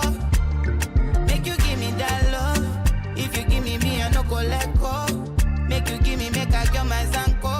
Feelings got me hitting on a freaky dance floor. Diallo, diallo. If I give you my love, make you no disappoint. Me, I get you for mind. Diallo, diallo.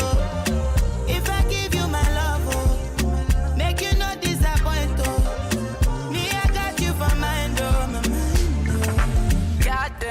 Alright, goddamn. Get the way your body make me feel excited. Loving you, they put me on a different mindset. Girl, not only you, they make me stick to one girl. Goddamn, and I need you again, goddamn. Picture perfect, no they mind them. Keep it private, fuck on ballet. If you need me, baby, I'll be right there. One more time for my lady, bump back, showing you the baby, you. Do me many things till they hear me, you. I'm ready if you're ready to. Give me that love. If you give me, I no go let go. Give me, make I get my zanko. Feelings got me hitting on a freaky dance floor. Make you give me that love. If you give me, I no go let go. Make you give me, make I get my zanko. Feelings got me hitting on a freaky dance floor.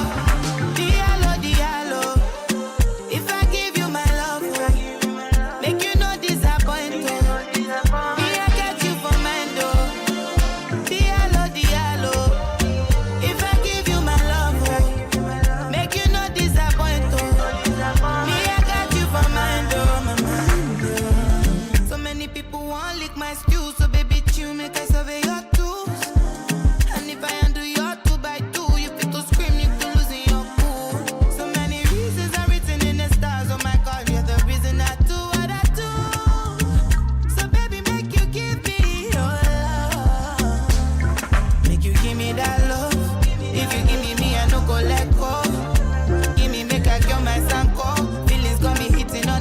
Dance floor. Make you give me that love. If you give me, I no go let go. Make you give me, make I get my zanko. Feelings got me hitting on a freaky dance floor. Diallo, diallo. If I give you my love, make you no disappoint. Me, I get you for mine, though. Diallo, diallo. If I give you my love, make you no disappoint.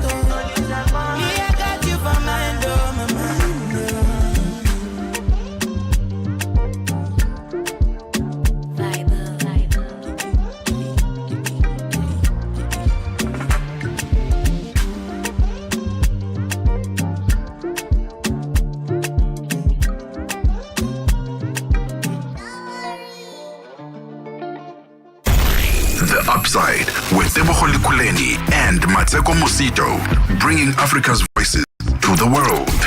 On Channel Africa, the African perspective.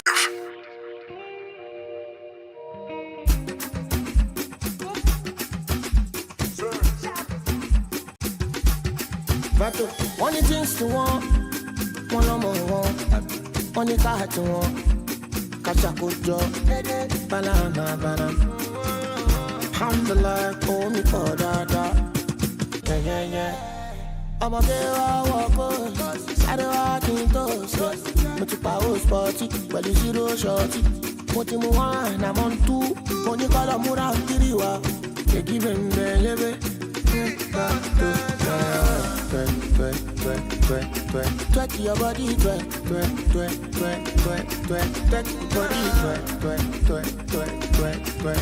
your body, twerk.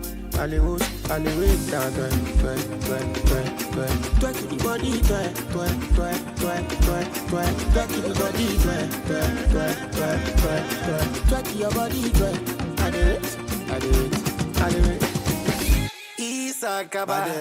Give me your bagasi, your body looking like tsunami. Explosive Hiroshima, Nagasaki. Plenty of money, don't make me miscalculate. Don't make me over the pay. Don't make me the misbehave. Give it with them, twerk. We don't make a man go. Again, pepe. Egba me, oh, Jesus. Baby, feeling the boy like Oleku. Asa, dio. Oh, yeah, see the way our body twerk. Twerk your body, twerk. Baby, twerk your body, twerk. Twerk your body, twerk. I do it, twerk your body, twerk. Twerk your body, twerk. I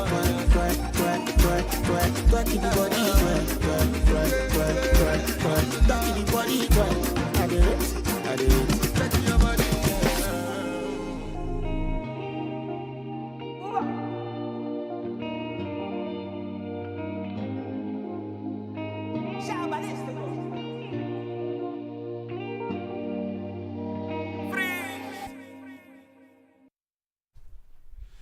Twe Twe by Kiz Daniels featuring Davido. And before that we had Gimme That. Give me that microphone. Give me that microphone on this Monday. Give me that microphone on a Monday. I know WizKid is on that. Give me that. It's 13 minutes before 3 p.m. Central African time. This is the Upside on Channel Africa, the African Perspective with Tebogo Kuleni and Mmatsheko Mosito. Still coming to you live from the Auckland Park Studios in Johannesburg, South Africa. Do me a favor. Download the Channel Africa app. We've got a brand new app where you can stream us live, learn more about the presenters, the upcoming the show run-ups, or is it show run-ups? The run-ups, the shows, the list of the shows. Yeah, I think that's easier. Is it short run-up? Which one is it? Maybe rundown is what you're looking for. I don't know. The lineup. That's the one, that's English broadcasting. The lineup. Yes, that's the one. There you can catch all of that. You can catch all of that on the app and also see some of the work that Channel Africa has been doing. The give back buttons there. You can check it out on the app. So go to your Apple Play Store or your Google Play Store and search Channel Africa. Download it so you can take us with you wherever you go. We're going to take a quick breather. When we get back, it's time for What Caught Your Eye? Annie Kalonji sur Channel Africa. Comment est-ce que les militants et sympathisants du parti Les Transformateurs ont-ils réagi face à la condamnation de Succès Masra? La condamnation de Succès Masra ne nous a pas surpris et les militants transformateurs ont été bouleversés et indignés étant donné que le verdict est un verdict lourd, illégal, injuste et donc face à la répression dans laquelle le peuple tchadien est confronté, les militants transformateurs se sont résignés de ne pouvoir pas sortir manifester. Et donc, c'est une situation totalement absurde pour un pays. Et aujourd'hui, nous célébrons le 11 août, fête de l'indépendance. On pensait que le verdict allait être plus ou moins clément, mais le verdict est sévère. Annie Kalonji, tous les dimanches sur Mix Vibration. In this episode of Channel Africa Conversations, Peter talks to Dr. Tulisile Buddha, an academic, author, and an expert in indigenous knowledge systems. Join us for a compelling discussion on preserving African languages and traditions in the digital era. Dr. Tulisile unpacks the role of educators, explorers, and how technologies like AI can support cultural preservation, and challenges us to rethink how we honor African heritage. You can find the episode on YouTube, SABC Plus, and on our website, channelafrica.co.za.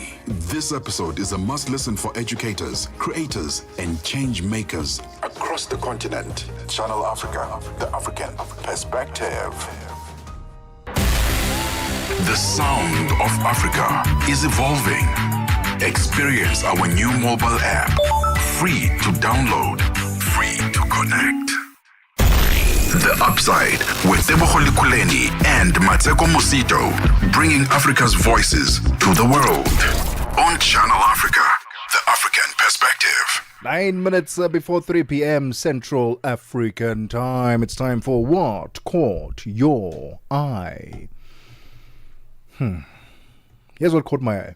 Got to take a deep breath for I it. had to take a deep breath because remember earlier, a couple of weeks ago, we were talking about how we are seeing so many protests around the world, not just in Africa, not just in South Africa. We're seeing quite a few. We saw a few in South Africa. We saw in Madagascar where they overthrew the entire government there.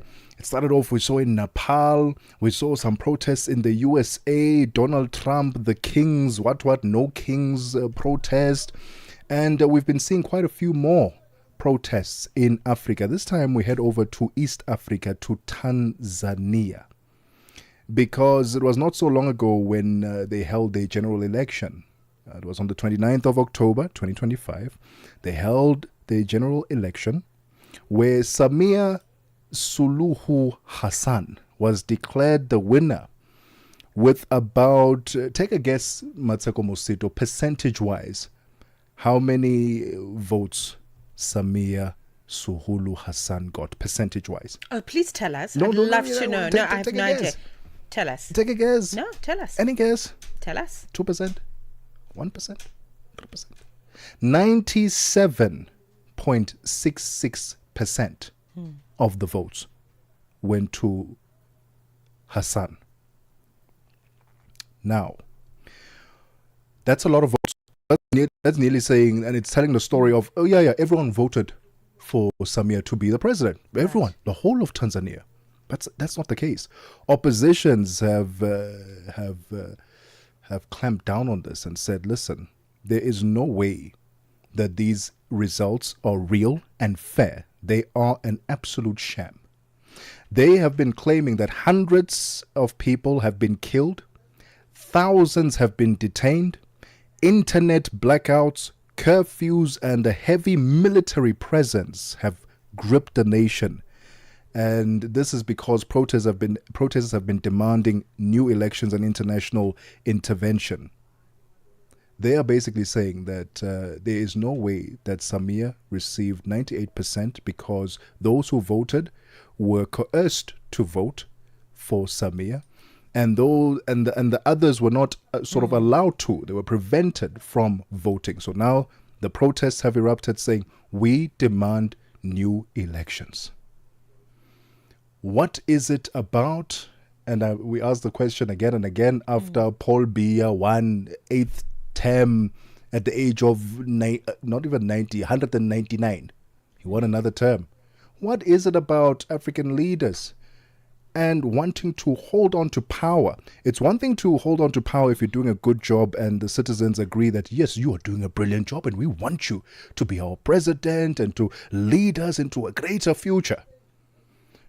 But if the people are voting for you out of fear because you want to hold on to this power, to what end?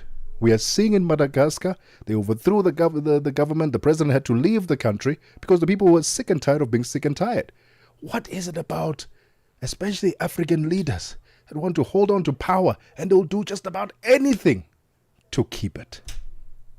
That's not where we should be going as a continent if we are to take Africa to another level. A new dawn for Africa starts with a change of leadership that is not self-serving, but that serves the people and is one of servitude to the nation and the greater continent. What do we need to do to remove them? Listen, you need to tell us. I need to tell you. No, the upsider needs to tell us because, man, we need to put this in a test tube and study it in a lab. What is it about you holding onto power that much? I was also looking at some articles online around the protest following following the election that took place on Wednesday, right? 700 people have been killed during this 3-day election. Protests everywhere in Tanzania, and the main opposition party was giving commentary. And then I saw comments coming through from John Kitoka, who is a spokesperson for the Chadema opposition party, and he was speaking to Agence France Presse, or AFP as we all know it, talking about the fact that hundreds of people have been killed since the election, during the election and post the election. He says, as we speak, the figure for deaths in Dar es Salaam is around 350, and for Mwanza it is 200 plus. Added to the figures from other places around the country, the overall figures are sitting at over 700 rand. 700, I beg your pardon, as he said. He added that the toll could be much higher because killings could be happening during the night. So post the curfew that was imposed from Wednesday, people are still getting killed. You know, and you know, it's just so unfortunate that listen, since I don't know, the beginning of time, for people to get freedom, blood needs to be shed, and that is just such an unfortunate thing.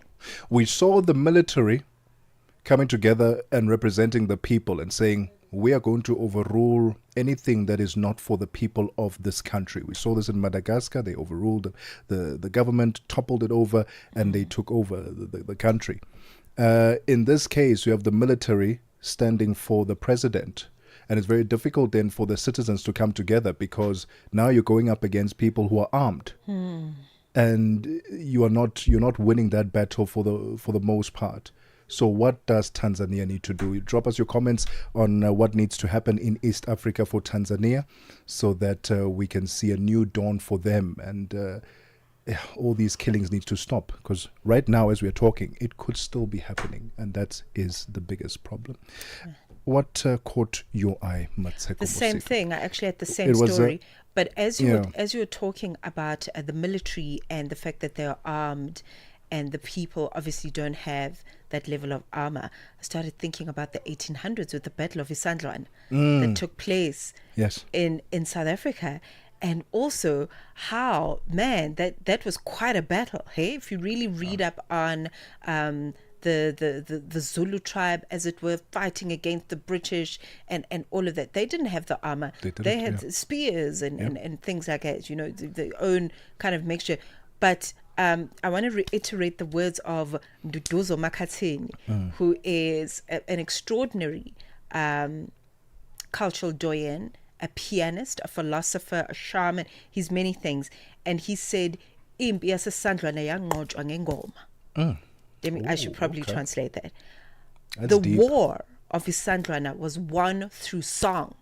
Because if you think about it, these people actually won a battle by singing and raising their voices collectively. You know, it wasn't about one person leading a choir. It was a collective of voices.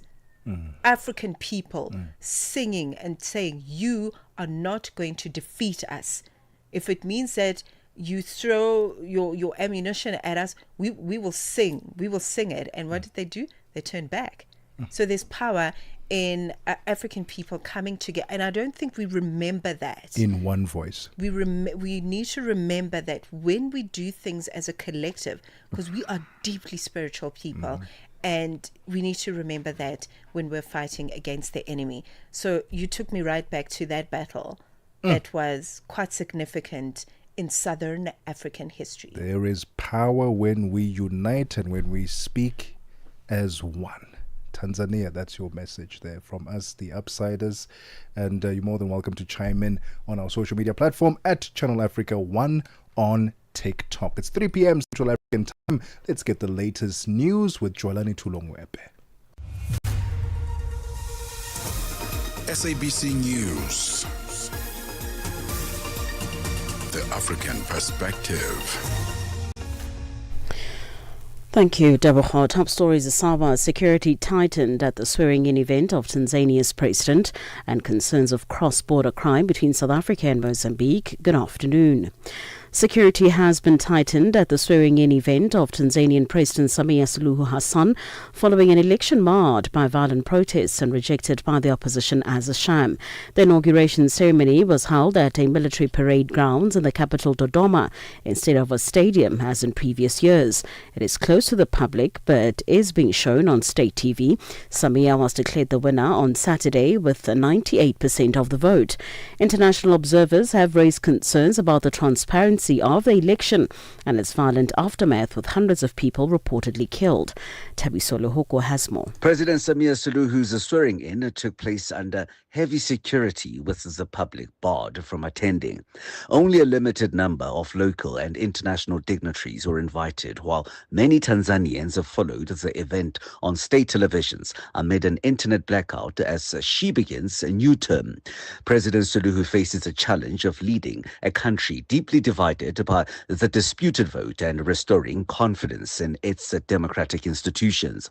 The opposition party, Chadema, whose leader was barred from running, has rejected the results.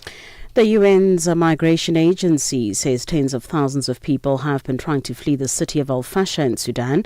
This as the paramilitary rapid support forces seized it from the army over a week ago.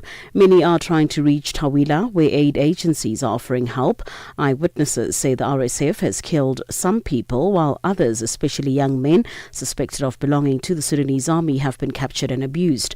The BBC's Barbara Plate Asha has the details. The RSF leader spoke after mounting international outrage about reports of mass killings in Al Fasher, apparently documented by his paramilitary fighters in social media videos. He said he was sorry for the disaster that had befallen the people of Al Fasher and admitted there had been violations by his forces, which would be investigated by a committee that's now arrived in the city. The RSF denies widespread allegations that the killings in Al Fasher are ethnically motivated and follow a pattern of the Arab paramilitaries targeting non-Arab populations.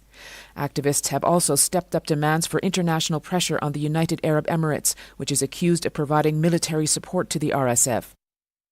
The community of Nondabuya area under Jozini local municipality in the far northern of South Africa's KwaZulu-Natal province, who are victims of cross-border crime, are desperate for interventions. Syndicates are targeting locals who drive bakkies and other big vehicles.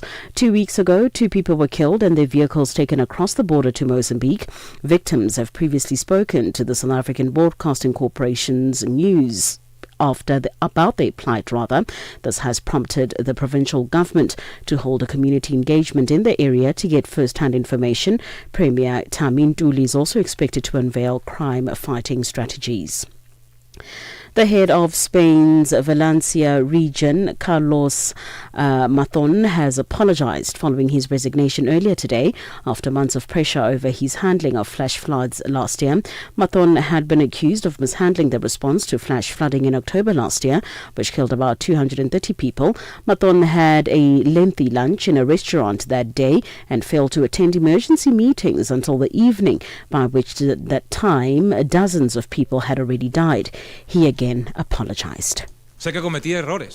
I know I made mistakes, I admit it, and I will live with them for the rest of my life.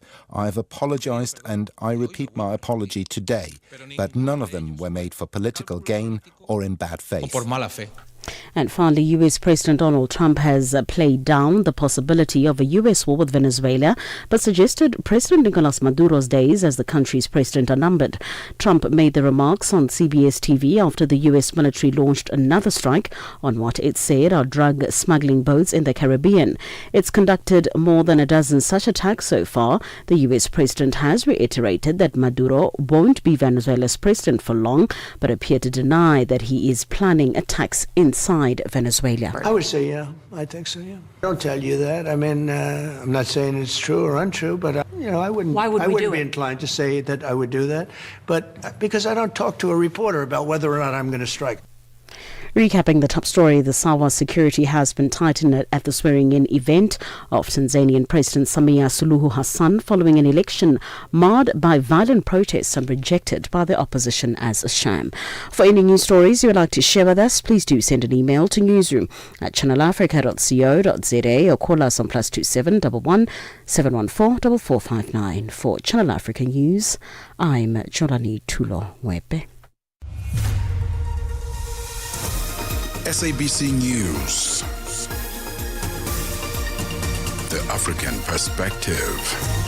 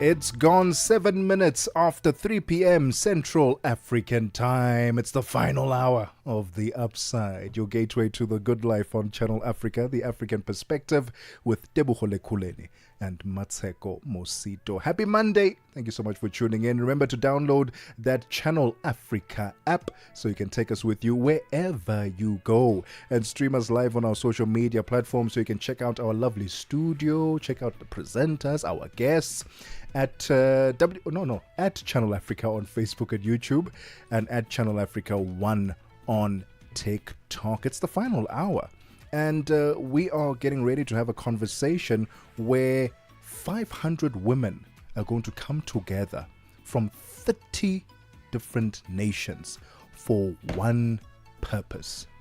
This is going to be in Cape Town, the International Women's Forum Global Cornerstone Conference. And the theme this year is Ubuntu. I am because we are. Are you one of the 500 women? Listen, this is exciting. Anything with the theme Ubuntu. It grabs my attention immediately. It grabs my attention. So we're going to talk about this gathering and what the contributions of these 500 women, because I like the fact that it's a melting pot of nations. It's an international gathering that is really going to bring women together. How are they thinking? How are they philosophizing?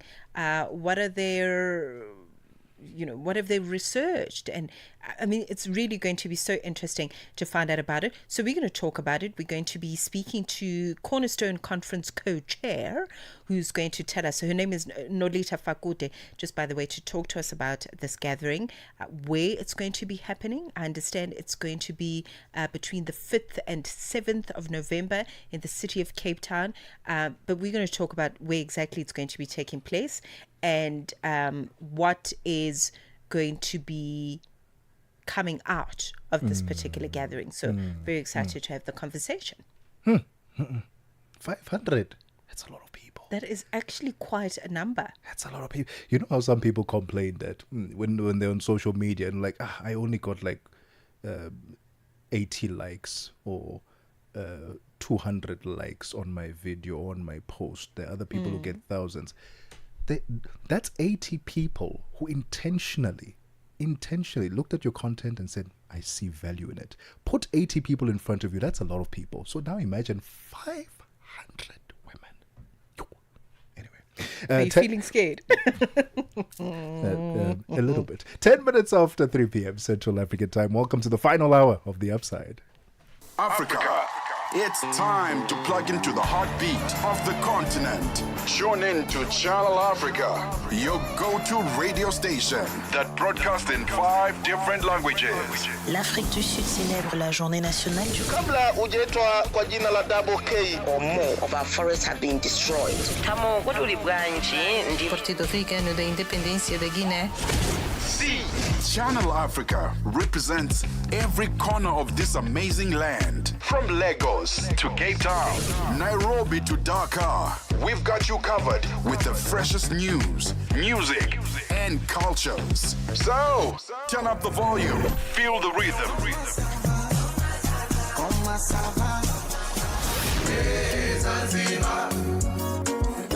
And join the conversation. Channel Africa, the African perspective.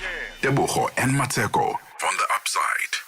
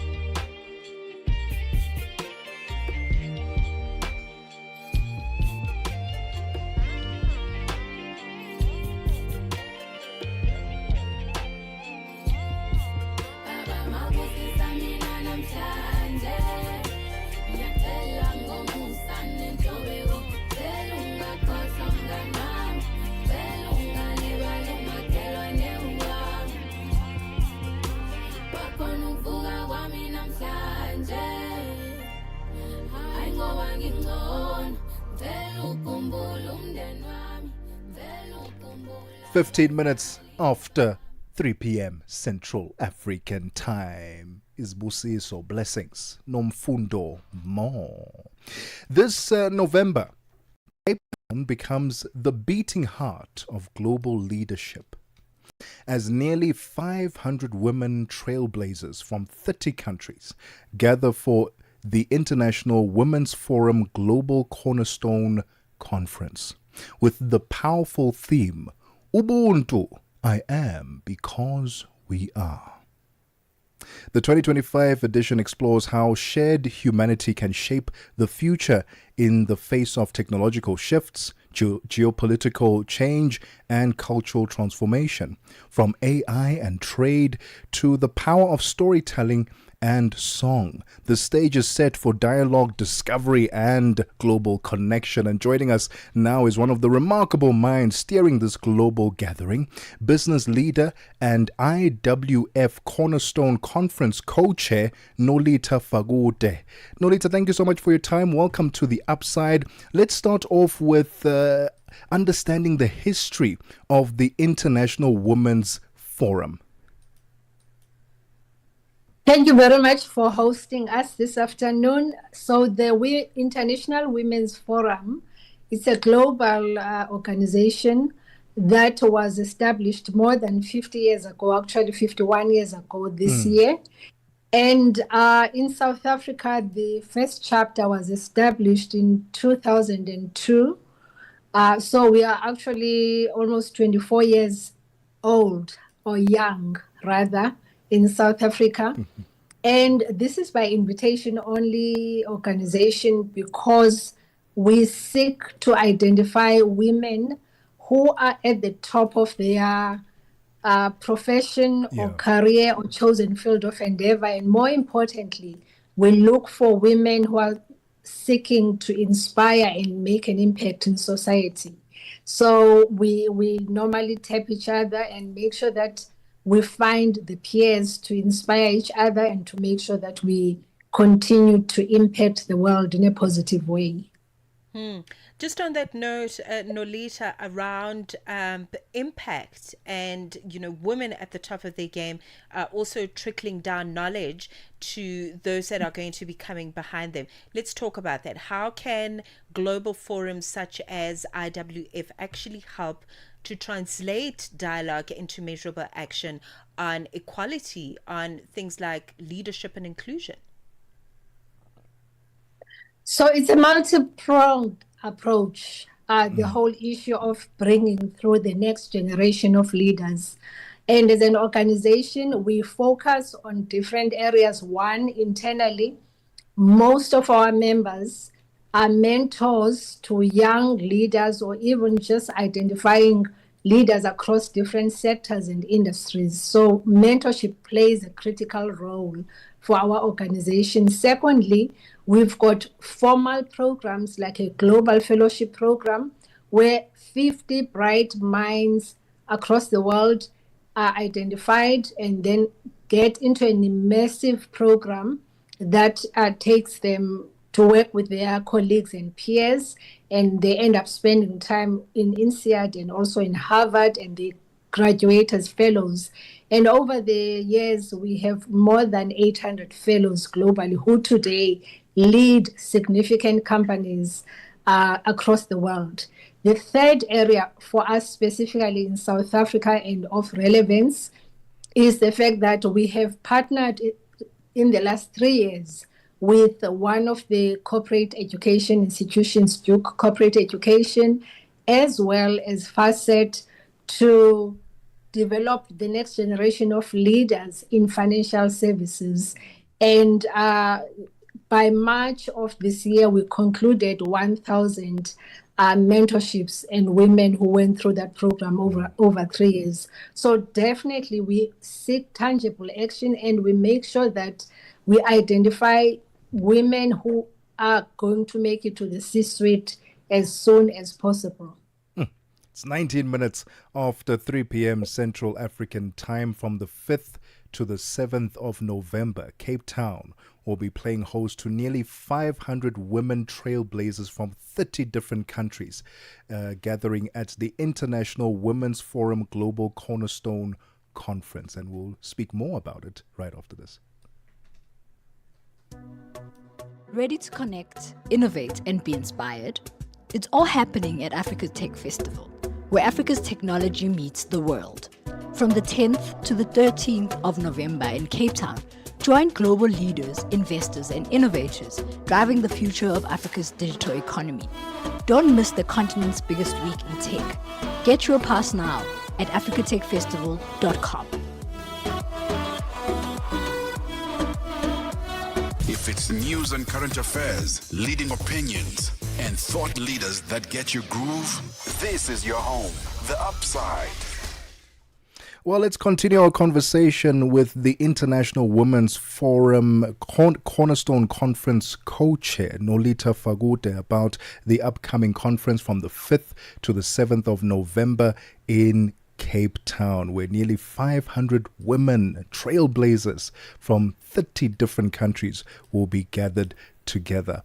And Nolita, let's talk about the theme. The theme is Ubuntu, I am because we are. Why was this theme chosen for this year's conference? Well, besides the fact that it happens to be a conference that is hosted in South Africa and in Africa, where Ubuntu is one of our defining DNAs, we felt that it actually aligned very well and closely with the fact that leadership in the world needs to look at how we really lead with humanity.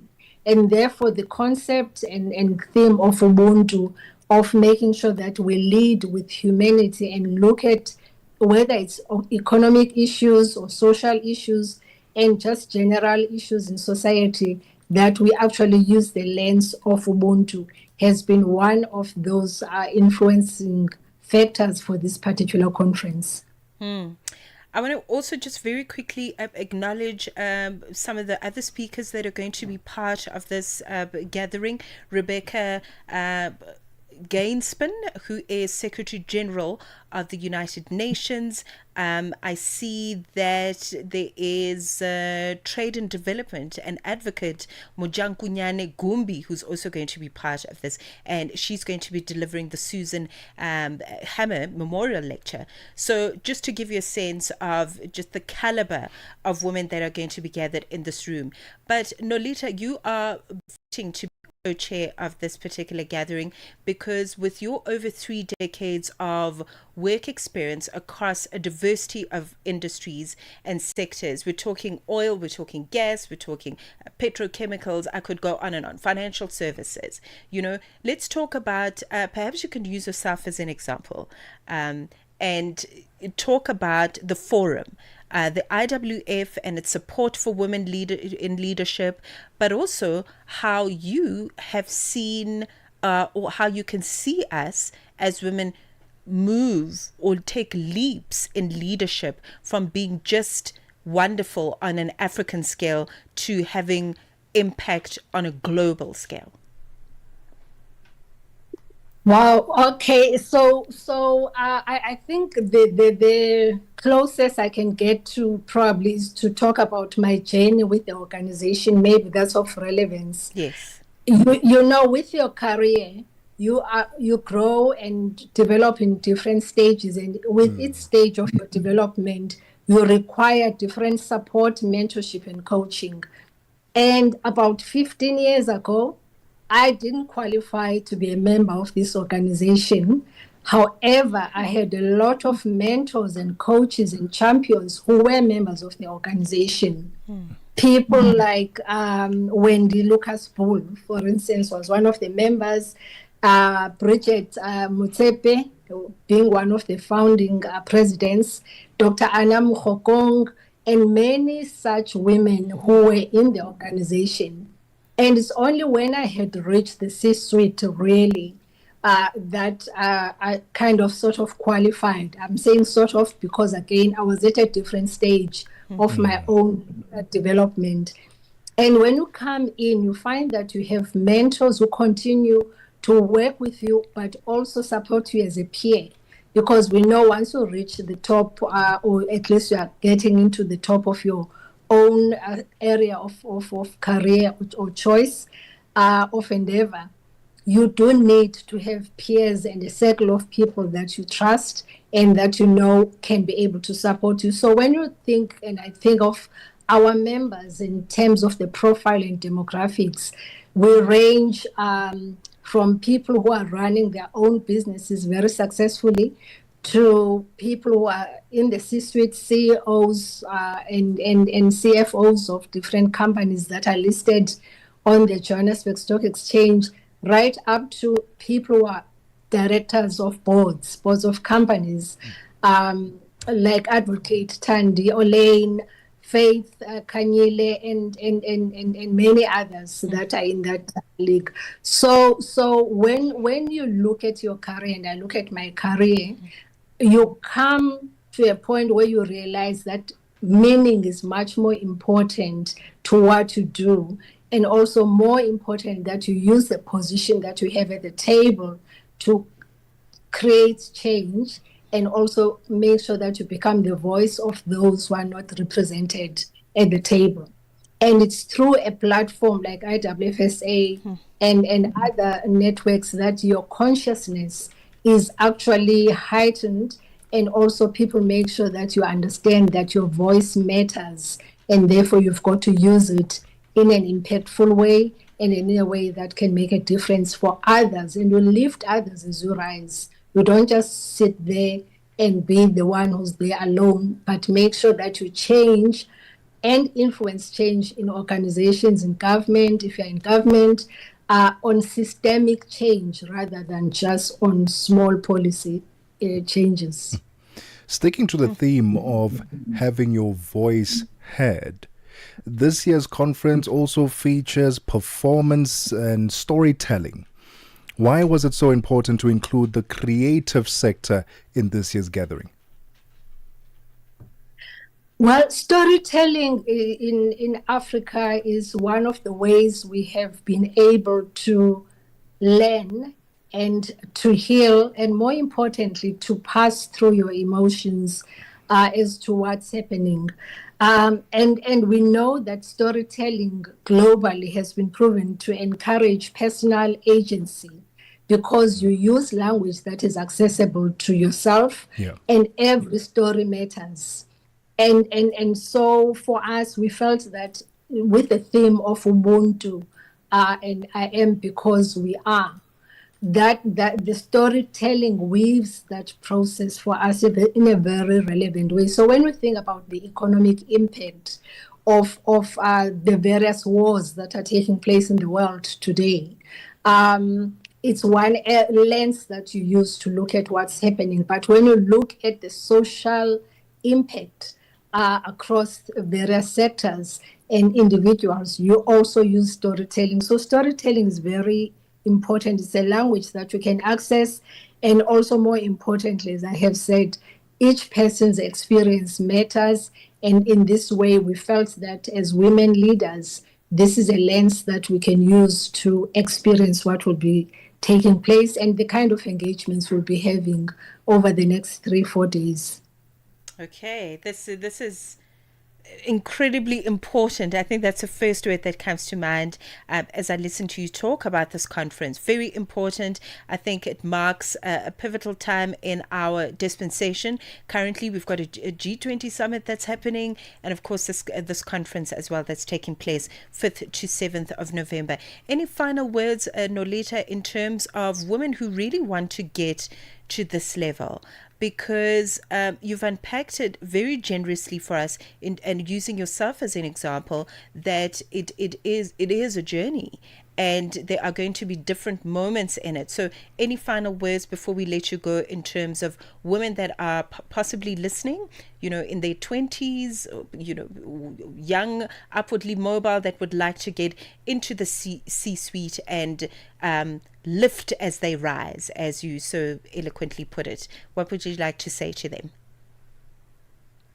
All I can say is that every one of us, regardless of which stage of your career development and growth, it's important to do mentorship and support of each other, because that's how you start supporting each other. And through mentorship, you also learn.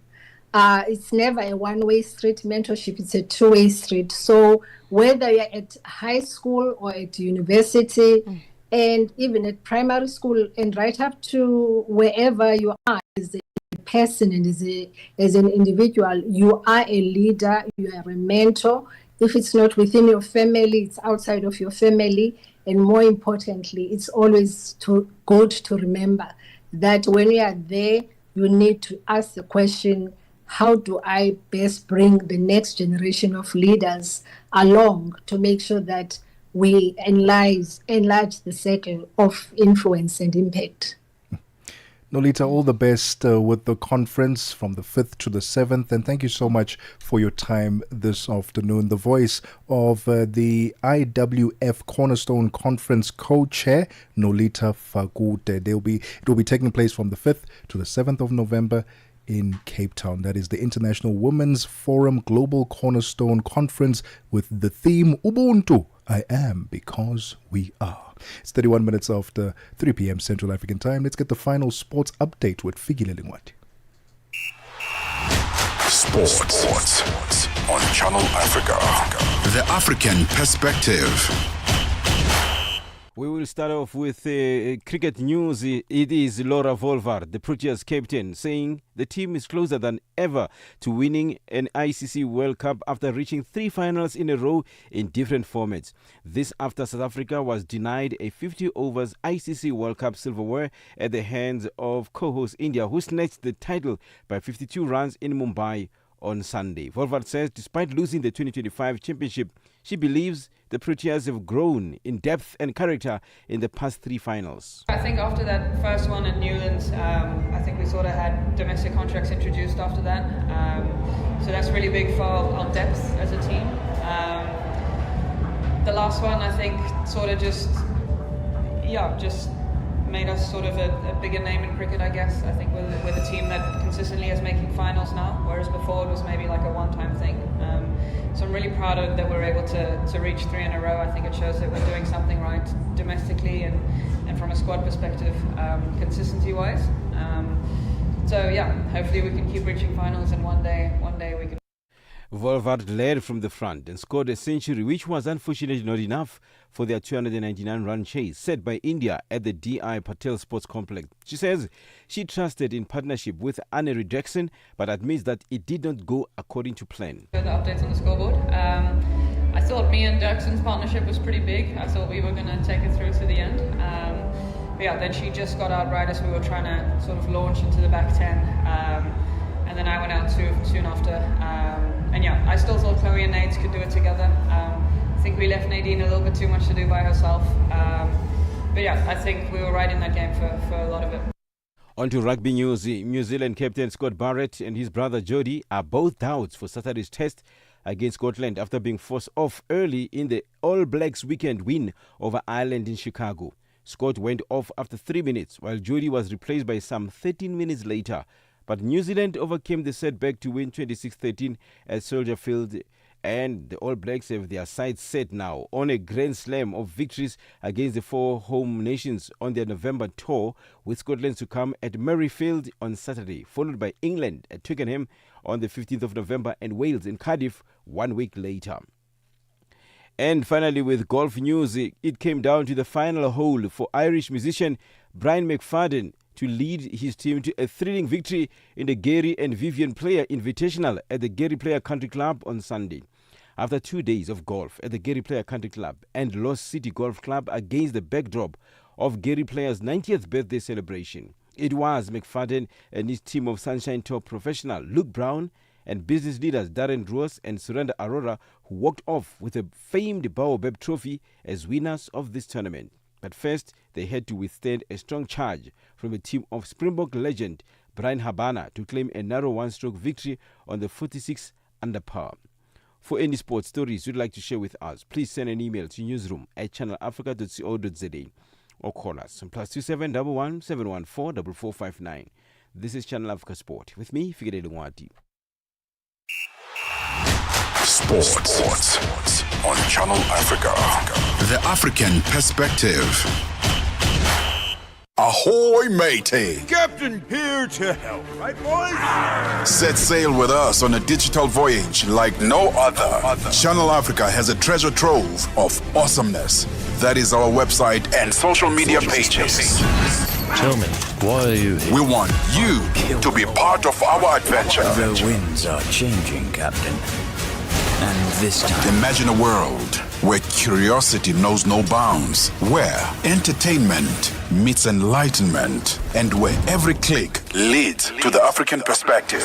Visit us on our website, www.channelafrica.co.za, or follow us on Instagram or on X at Channel Africa 1. Go on, like us on Facebook at Channel Africa 1.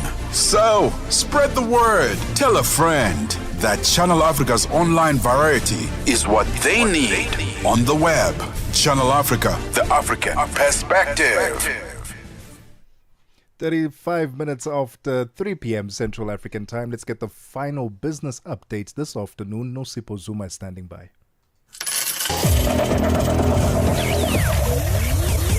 Business news on Channel Africa. The African perspective. Thank you, Tebogo. Good afternoon. In your business news this hour, the National Union of Mine Workers of South Africa, NUM, has kicked off wage negotiations at Power Utility Eskom with a 15% salary increase demand for its members. Now, other demands include housing benefits of 7,000 a month and the company's medical aid contribution of 80%. The current 7% multi-year agreement comes to an end in June next year. Now, the union has signaled that talks could be complicated by Eskom changes to collective bargaining after the entity was unbundled into 3 divisions. Eskom has proposed that the 3 entities establish their own union recognition agreement.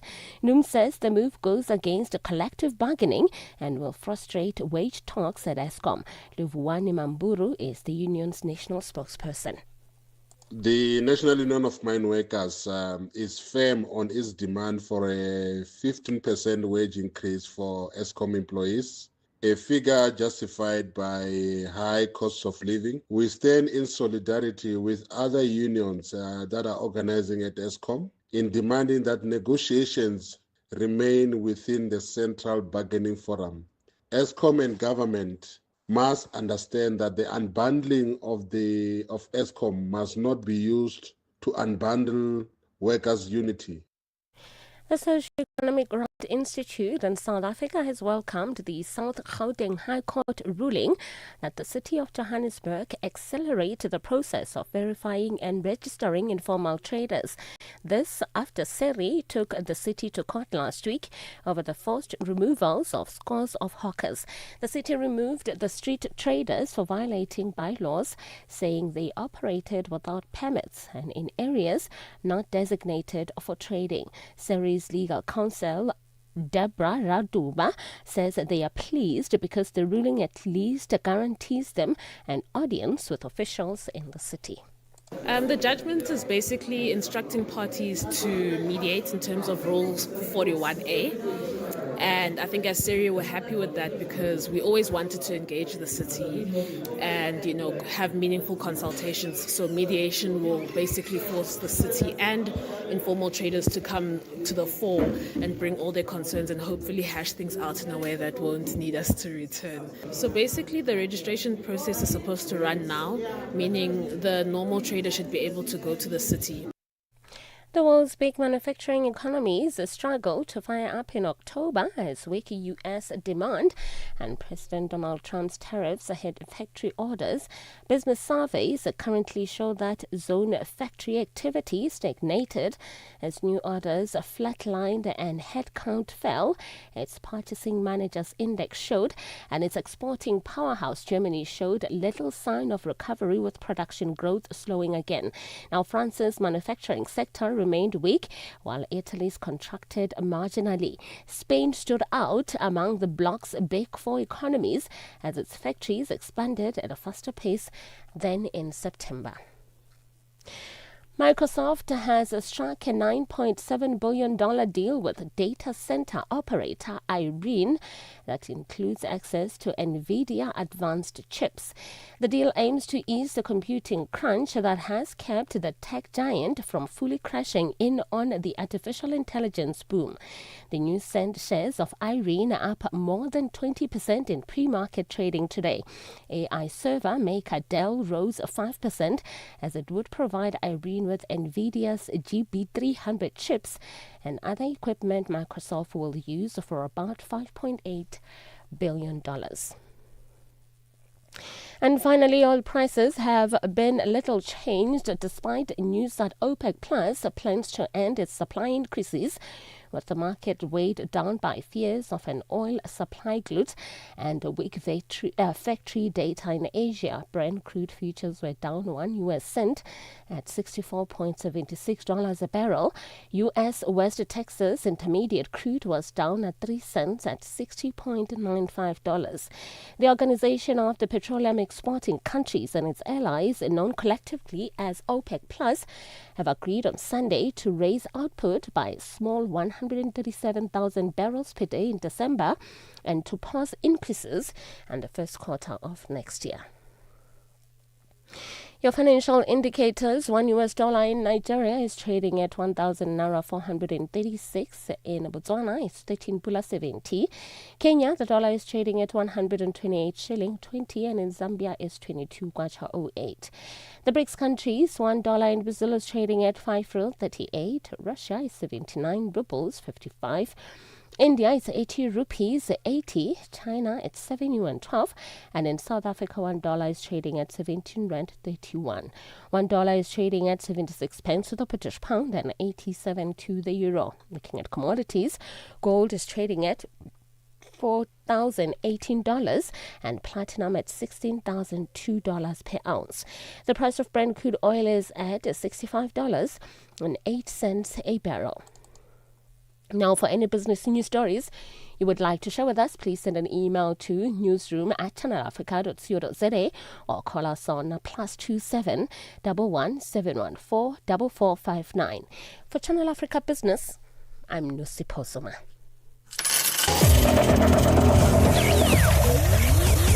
Business news on Channel Africa.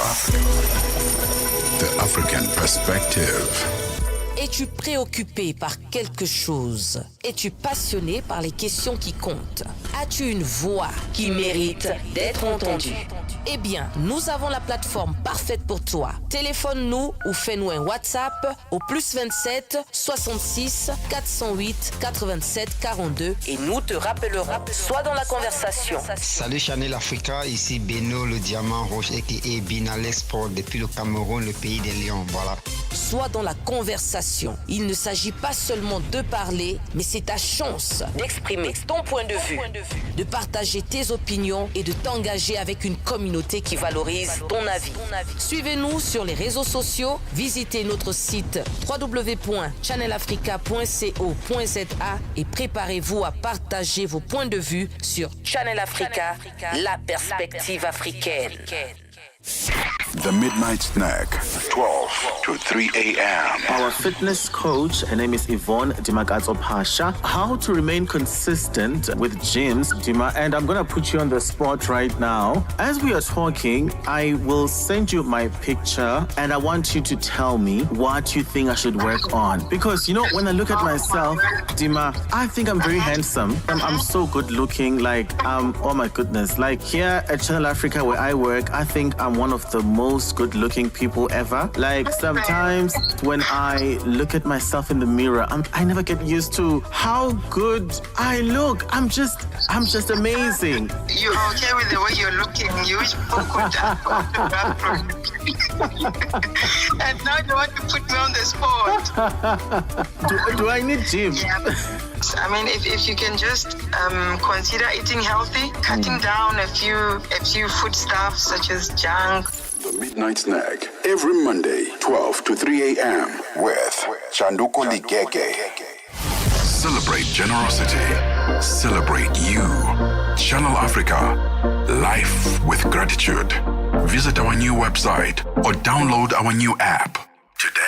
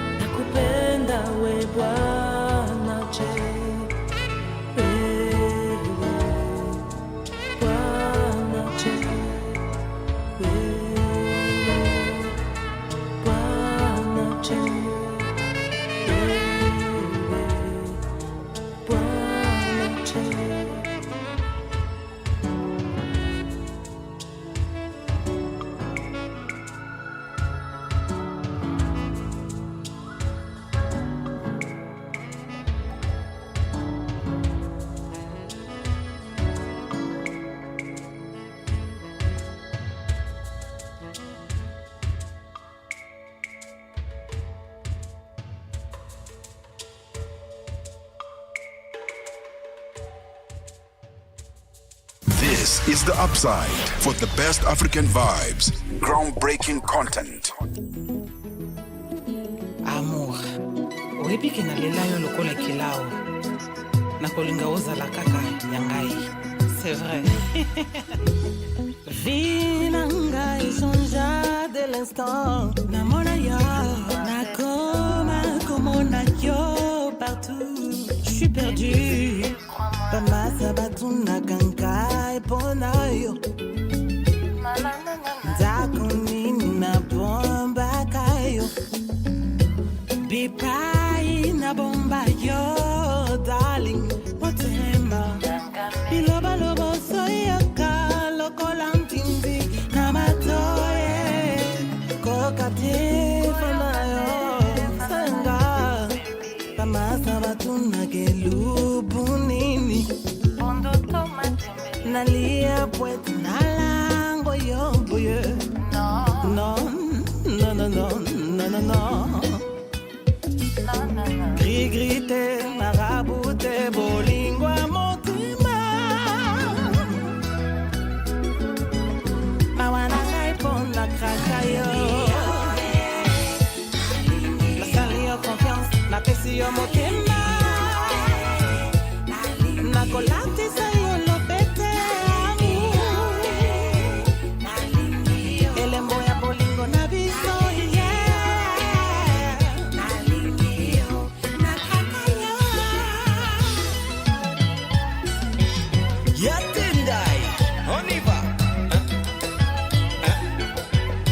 C'est ça même. Oh. Doucement, doucement. Écoute ça. Pa, pa, pa, pa. Oh, ya, ya, ya, ya, ya, ya, ya, ya. Tangana misonanga dadu into me. Yokamote mananga when you dance between moms. Okamwate nandingeza likobeta sala. Merci na papati pasala imagina. Nakotosa ba condition yosotu bago pisanga poete. Ozala wangai pour la vie a décidé nakopala yo mon amour a décidé yoza wangai all my life I've been looking for someone like you my darling since I met you I just can't get you out of my mind. I've never felt so in love before. But please tell me if you feel the same as I do. Mawana kaipona kakayo. Soto tikingana kokacho kunayo, baby. Motema mabanzo nangaya kanayo. Nakupenda sana. Nakakayo.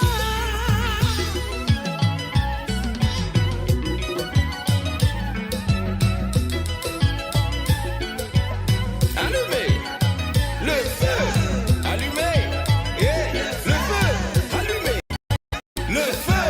Reviens en bas, on va cadencer. Reviens en bas, on va cadencer, cadencer, cadencer, cadencer, cadencer. Reviens en bas, on va cadencer. Reviens en bas, on va cadencer, cadencer, cadencer.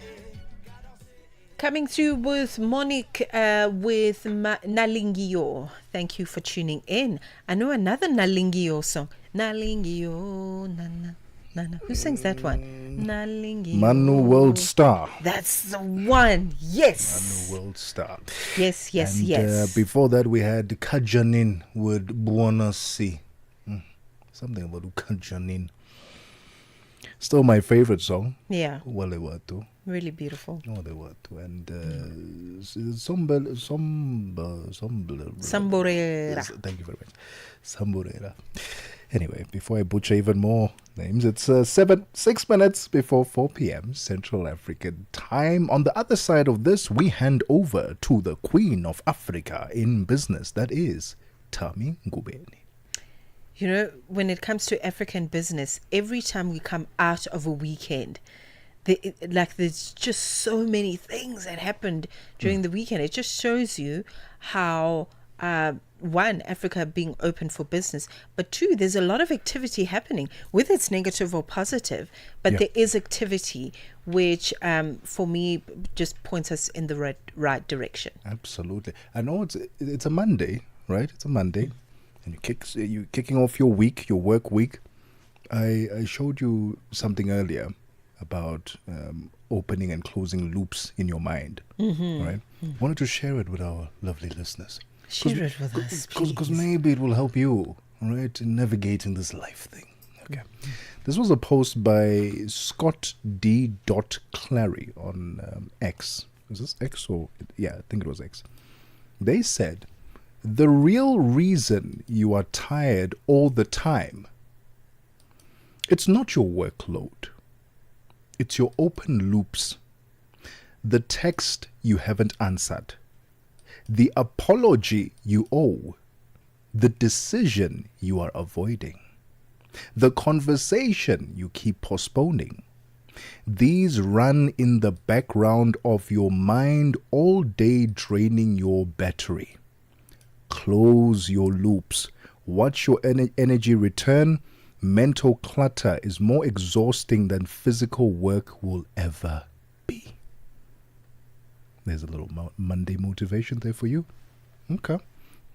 Let's take a quick breather. When we get back, we hand over to the Queen of Africa in business, Tami Ngubeni.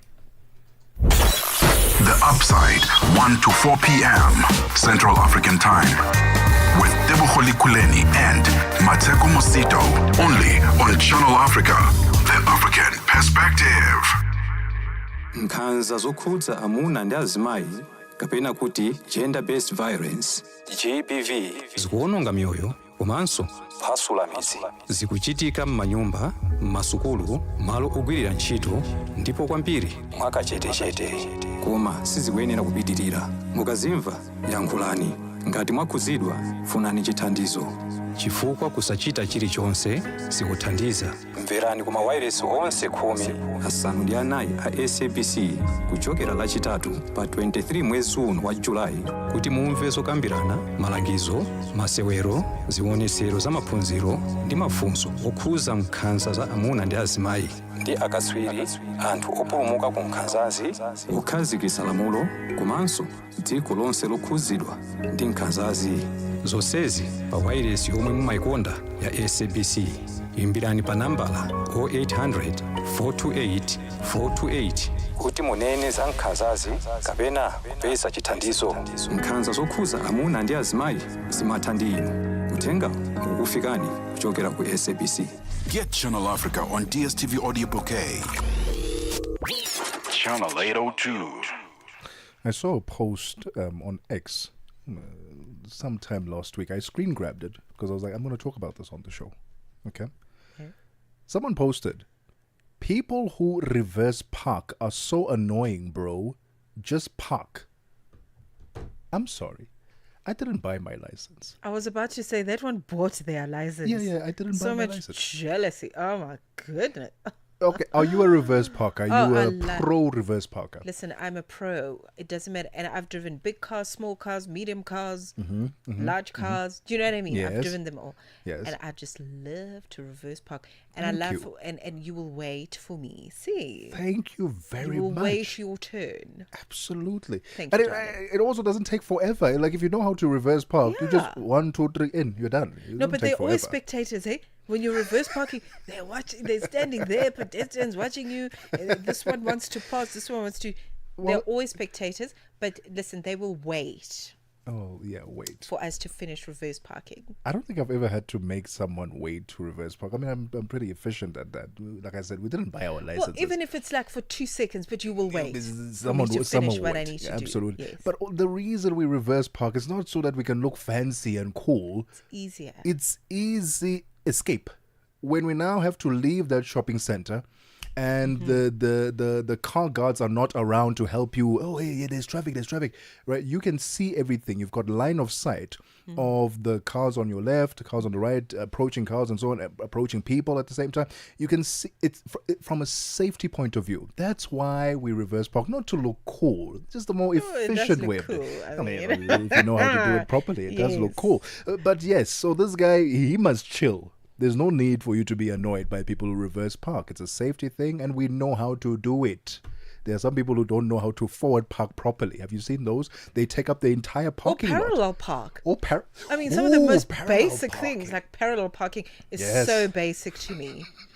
And I think also when I got my first car, like 75 years ago, I used to drive in the Johannesburg CBD a lot. Great place to learn how to drive. And listen, if you don't know how to parallel park there, darling, I have.